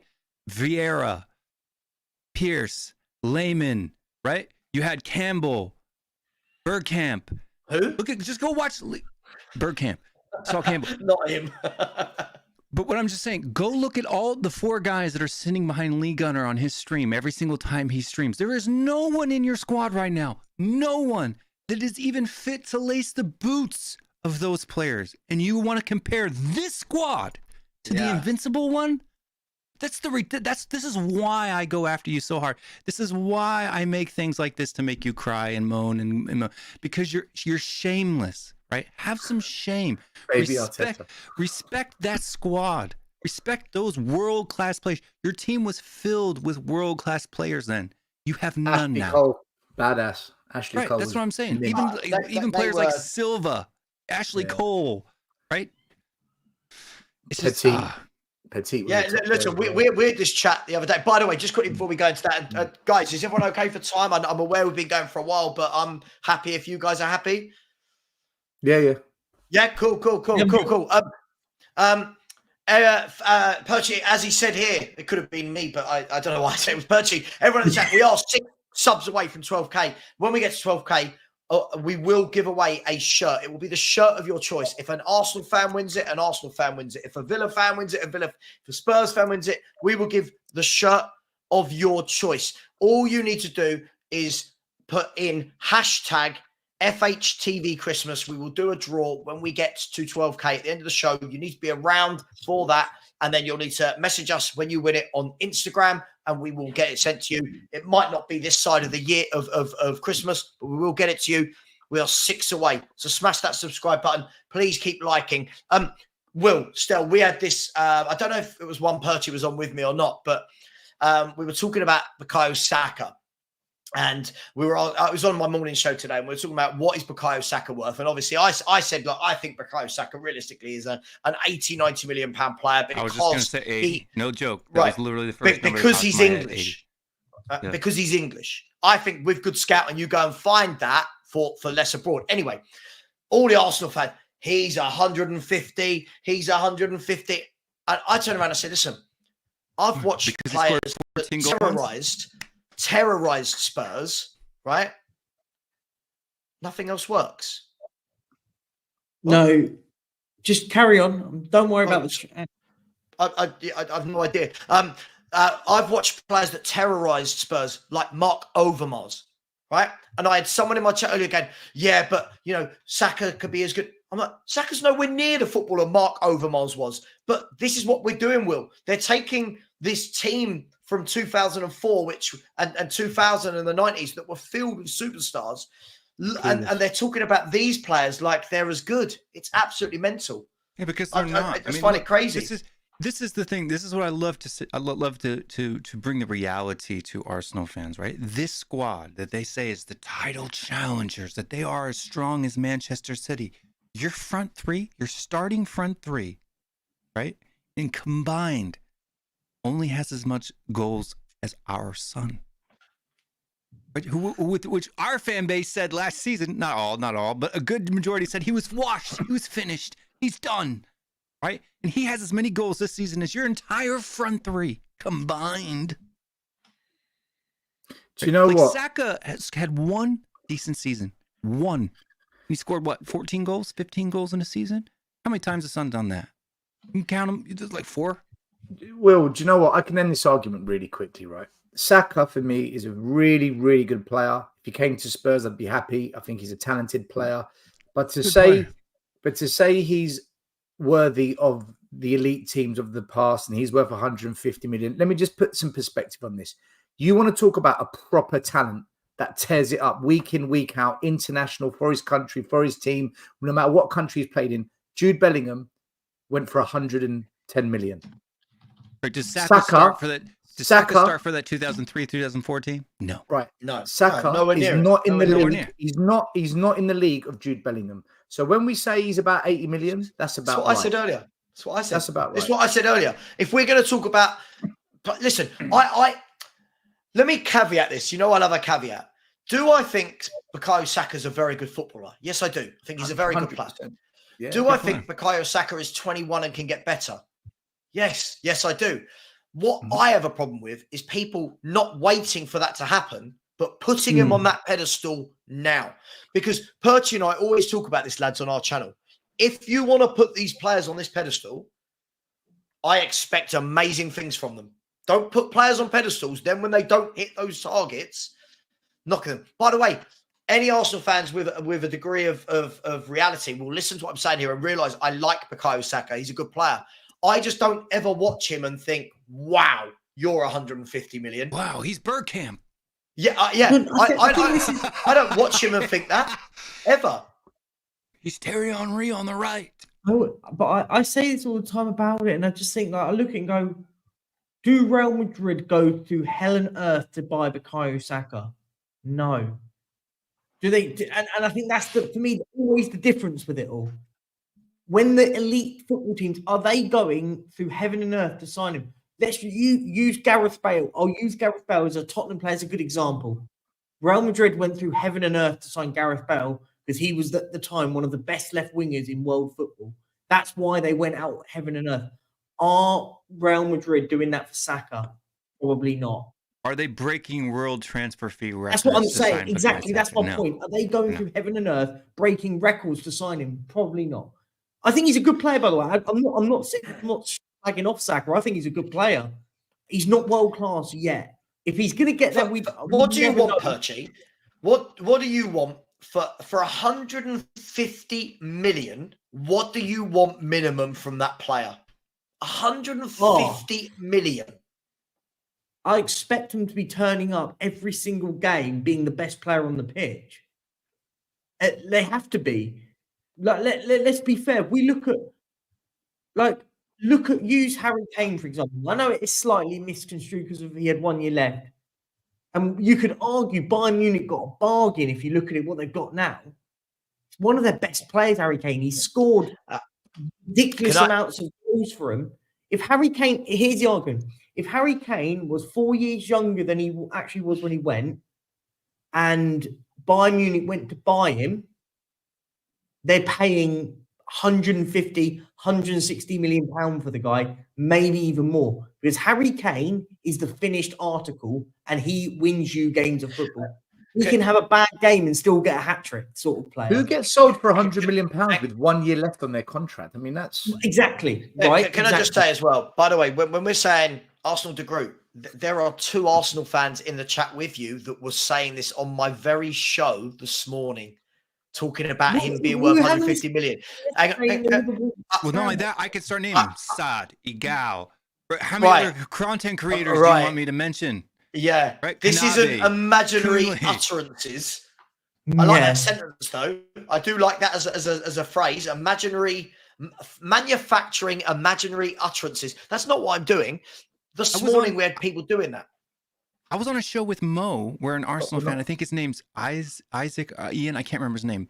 He said that Kai Havertz was going to be freaking Thomas Mueller. But this is the level of ridiculousness I'm talking about. So don't say this is imaginary. Listen, from AFTV, I just think how much Saka would be worth, and he would say 200 million pounds. People overhype their bias, man. They overhype their bias. I just think it's gone mad. Listen, it's nothing to do with him being Arsenal. This guy could play for anyone. I just think I look at the players if we look at similar positions, forget whether they're right-footed or left-footed. I look at the likes of Gareth Bale. I look at the likes of Eden Hazard. I look at Ryan Giggs. I look at the Ginolas. I look at Son. Iron Robin. Frank Ribery. Now these players, Mane, Sane, right, Junior, Salah, right. I'm looking at those players. Now they're there, right? Saka's here. Can Saka get to there? Maybe. Can he? I don't know. If he does, fair play to him. At the moment, I watch him and go, yeah, you're a good player. Doesn't get me off my seat. He doesn't scare me like other wingers do. Like when you watched Eden Hazard for Chelsea, how much did you shit yourself when he got the ball on the left wing? You crapped yourself, right? It was like, oh my God, he's running at our fullback. I don't feel that with Saka. Savva, you know what? I don't even know if he's a big game player either, right? When I think of Chelsea away, they drew 2-2. Aston Villa away, they lost 1-0. Spurs, he got his penalty, I guess. So can't put that one in. Fair play to him. He did score in that game. Newcastle United away, Chelsea away. When I look at certain big games this season, he's gone missing. Like he hasn't turned up. So I don't know, because all those players we mentioned, the Gareth Bales, the Ribery, all the players we mentioned, in the big games, they shone, and that's why they stood out. Right, this has always been the argument about Harry Kane. does he show up in the big game? That's always been the one criticism. I think that applies to Saka. Even the Euros, he missed that penalty. Like, where were you? So I think to be at that level, you've got to show up in those big games consistently. That's why they were. Henry always turned up in the big games. Bergkamp. No, he actually never scored in the final. No, but he turned up in some massive games for them to win titles and stuff. So, you know, he turned up in the World Cup. So, I don't know, is Saka there yet? No, he's not. He's not even close, though. He's not even close. He's a good player. He's a very good player. He's a good player, but he's nowhere close to world class yet. But no, why, guys? Why have we hit this stage in football? I always ask the question: why are we at this stage in football where it's not okay to say a player's good anymore? It's either they're absolutely crap or they are elite. Like, what is wrong with saying a player is 21, young, and he's good? Like, if he gets there, he gets there. But I'm looking at other young players. I'm looking at Musiala. You watch Musiala. Now, that's a player that excites me. You look at Jude Bellingham. Now, that's a player that excites me. I'm trying to think of similar ages to Saka, right? These are players that I look at and go, oh, you are special. Saka doesn't do that for me. And it's not about being biased, because we just mentioned loads of Arsenal players that did that for me. Bergkamp, Henry, right? Overmars, Ashley Cole, top footballers that you admired. You hated them. Anelka, remember when Anelka joined Arsenal? And it was like, who is this? Like, this is a Rolls Royce. Unfortunately, I think a lot of these Arsenal fans that are putting Saka there, I don't think they remember a lot of these players well enough to remember what world class is. I truly don't. I don't think they understand what it is. Just my opinion. Just my opinion. But hey, it is 100%. What it is. But I mean, like, it's not. This is the thing too. It's like how many 18 to 21-year-olds can score 15 goals in a season? Kylian Mbappe's done it 3 times. Michael Owen did it 3 times. Raul did it 3 times. Robbie Fowler did it 3 times by the time he was Saka's age. Right? Erling Haaland's done it 3 times.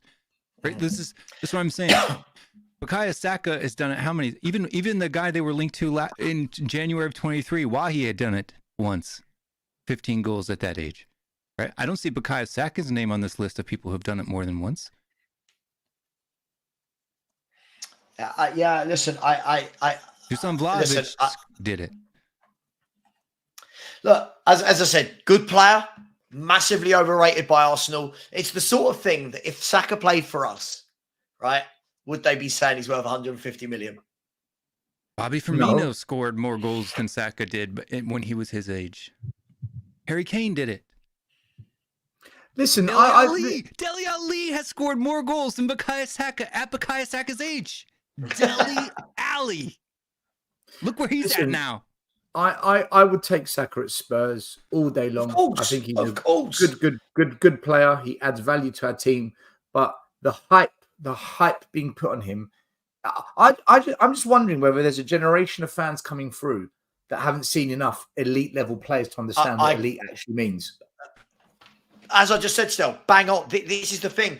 When I'm trying to talk to younger fans about the generation that we grew up with, you know what you get? You get, oh, you're nostalgic. I'm not nostalgic. I just remember top footballers. Like when we were growing up, we talked about this earlier.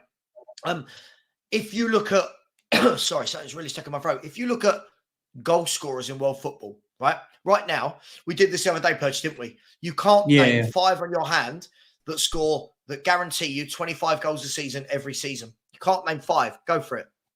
Right now, Kane, Haaland. Aguero? No, playing right now. Kane, right now. Haaland. Salah? If we want to, we could put Salah from a wide man perspective. I was talking strikers, but yeah. Mbappe. Strikers, okay. Yes. No, you can't. Benzema. How many? Benzema, who's now gone off to Saudi Arabia. Right. How many goals per season, you say? 20, 15? 20, 25 plus. Are we talking all European leagues? Plus in all comps? Yep. Lewandowski. Do you know what?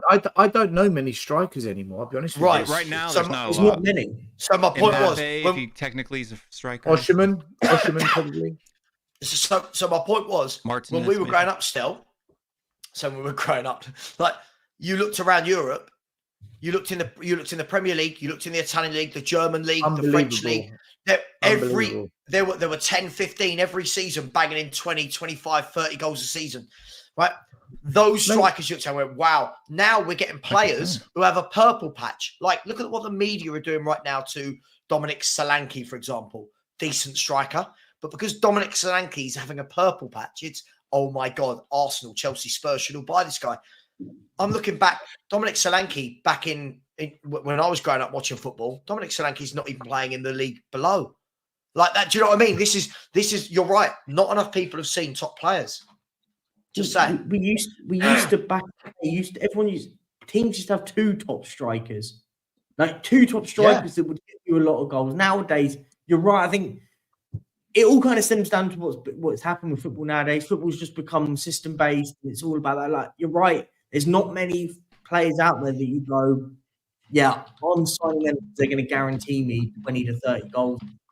There's not, as you said. No, it's true. It's true. Liverpool had Owen and Fowler, both top finishers. Tottenham had, I think, Keane, Defoe, and Berbatov at 1.3. Arsenal had Ian Wright and Bergkamp and Henry. You're right. We had Sheringham and Klinsmann at the same time. United had York and Cole. And Solskjaer and Sheringham. Yeah, you're right. You're right. Yeah, I mean, there was only a few that even did it last season. So the only players that scored 25 or more goals in non-competitions last season were Lewandowski, Lautaro Martinez, he's not a striker, Jonathan David, but it was kind of a one-off season for him, Benzema, Mbappe, Kane, and Haaland. Those were the only strikers that played in a Big Five league and scored 25 goals in all comps last season. There's like 5. And Osman's done it. Osman's done it once in his career, right? Once in his career. Same with Jonathan He's David. mad. Yeah. And do you know what? And you'd get a level below that would get between 15 and 20 goals. So not quite the top that were good as well. Like the play, like Dean Saunders, Tony Cottee, players like this. Unless we're counting Paul Mullen from Wrexham or something. But I mean, Paul Mullen. Love Paul Mullen. Macaulay Langstaff though. Macaulay Langstaff. Listen, guys, we are going to end in 3 minutes. Listen, thoroughly enjoyed it. Listen, we are 4 subscribers away, so it looks like we're not giving a shirt away at this rate. But we are 4 away. Guys, listen, I could sit and talk football all day, all night. Thank you very much. Everyone in the chat has had a good laugh. I think most people have kept it friendly, banter. Fair play to some of the Arsenal fans in the chat. They have kept it nice.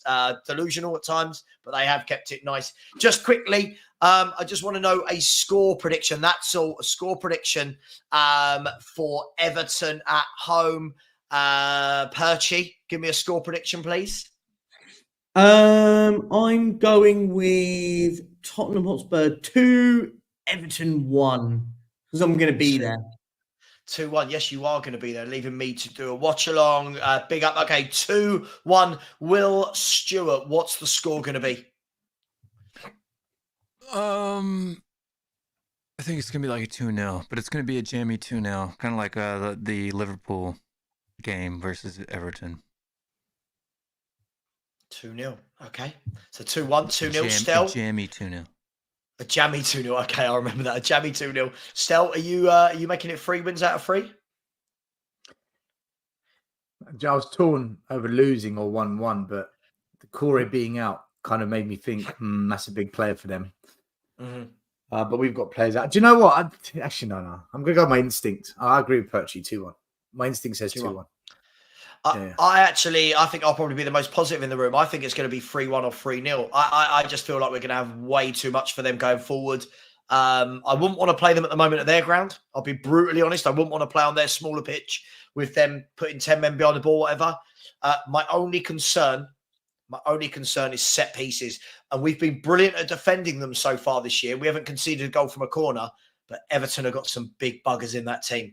So that's my only concern. But listen, I think can I ask you guys quickly, with Udogie out and Bissouma out, what do you think our start back 4 and 3 midfield? Royale, Davis, Romero, Porro, Højbjerg, Sarr, Kulu, Brennan Johnson, Son, Richarlison. Same. If Lo Celso's fit, do you think he starts or not? If Lo Celso's fit, he starts. But the rumours are that he's not. So ahead of who? Who's he I don't Next know time if he instead starts of if he's fit. I think he Højbjerg. comes on. One play Pape Sarr holding mid. Yeah. I'd go Yeah, Celso Kulu in the middle. I Højbjerg never will want to play see six. Højbjerg in a team. I never want to see Højbjerg in a team. I'm sorry, it's just me. I can't wait Højbjerg for will the play guy in to. six. Yeah. Not Pape Madison. Sorry. I don't lie. You're laughing at me still. Like, I don't ever want to see it. No. I'm laughing because Ellie's in the chat, so if she hears this. Oh, sorry. Yeah, just for me, I think with the style of play that we play, he's the weak, very much the weak link, the cog for me. But hey, it is what it is. By the way, Ajax today apparently have thrown their hat in the ring to take Højbjerg. They want to take him on loan. And apparently Højbjerg wants to go Juventus. So watch this space. We'll see Juventus what happens. were in for him too. I think even Fabrizio Romano said that that Juventus was in for him. Barcelona was even interested in him, and there were several other Premier League clubs. What are European giants like Ajax and Juventus looking at that we don't see? What? I mean, Well, listen, for the system good luck. that the Juventus plays, a player like Højbjerg would do well. What Will just said. What Will just said. What system? Do you know? Have you watched Juventus play? No, Juventus have got to be they've got to be one of the most boring teams in Europe to watch, but they get the job done. Is Allegri still the manager? Yeah. Look, if you need a punisher, there's probably not a better punisher. Allegri boy. I don't think there's a better punisher in the league. Like if Højbjerg were to play for a team that sat in a low block and just beat people up, he would actually be really, really good. Like even in the Premier League, like if he were to go to, Everton, Nottingham Forest, or that they just want to beat people to death. Even a Luton, right? He would be super creative. He'd probably end up with like 6-7 goals and assists on both sides. Like if he was playing for Luton, right, in that type of a team, you would see he would be a far more effective player than he is. But he's in possession based. He can't play football. He can't play for the top team. I see that as his level. Sorry, I've never really. I like him as a character. By the way, I think he's a wonderful character. I've never really wanted to watch him play football. He looks awkward when he plays. Do you know what I mean? You know when you get a proper midfielder, like when Bentancur gets on the ball, you go, yeah, you can play. Yeah. When I watch Højbjerg, I always feel like, oh God, you really make this look tough. But hey, it is what it is. I would have thought we would have got rid of him, Will. This January. I'm not sure about that now because of Bentancur injury, Sarr, and Bissouma AFCON. Otherwise, I think he. Do you think Gallagher would be a better swap for? Yes, all Højbjerg? day long. Gallagher suits the Postecoglou system. I think he's somebody who could really kind of fill in any of those three roles. Like he would be, you could really stick him, like whoever got out, you could really put him in any. He can play the 6, he can play the 8, he could play the 10 if you really needed him to. Maybe not as well as the other two, but like he could do a job there. I think he's a far more versatile midfielder than I think Conor Gallagher, and we're going to talk about this on the show tomorrow. I think Conor Gallagher for me is the perfect squad player for midfield. I think he can play in the 10, 100%. He can play in the 8, play in the 6, and more importantly, he's got the engine that Ange loves. He's got such a good work rate. But hey, it is what it is. Guys, thank you so much. Can't believe we've gone for 3 hours. Really, really enjoyed it. This started with like Super League chat and we've just gone mad. Big up to Iggy. Big up to Alex, Mr. Box Office. Quite a subdued Mr. Box Office tonight. He only let us know who he was once. Will Stel, thanks for joining us. Everybody, please get over and subscribe to Tottenham Away. Please do that. Please subscribe to Football Heritage TV as well, as we are 4 away from 12K. Perchy, thank you very much, mate, as always. Thank you very much. I'm all good. All right, fair enough. Big up to everyone in the chat. Please smash the likes. Take care. And as always, come on, you Spurs.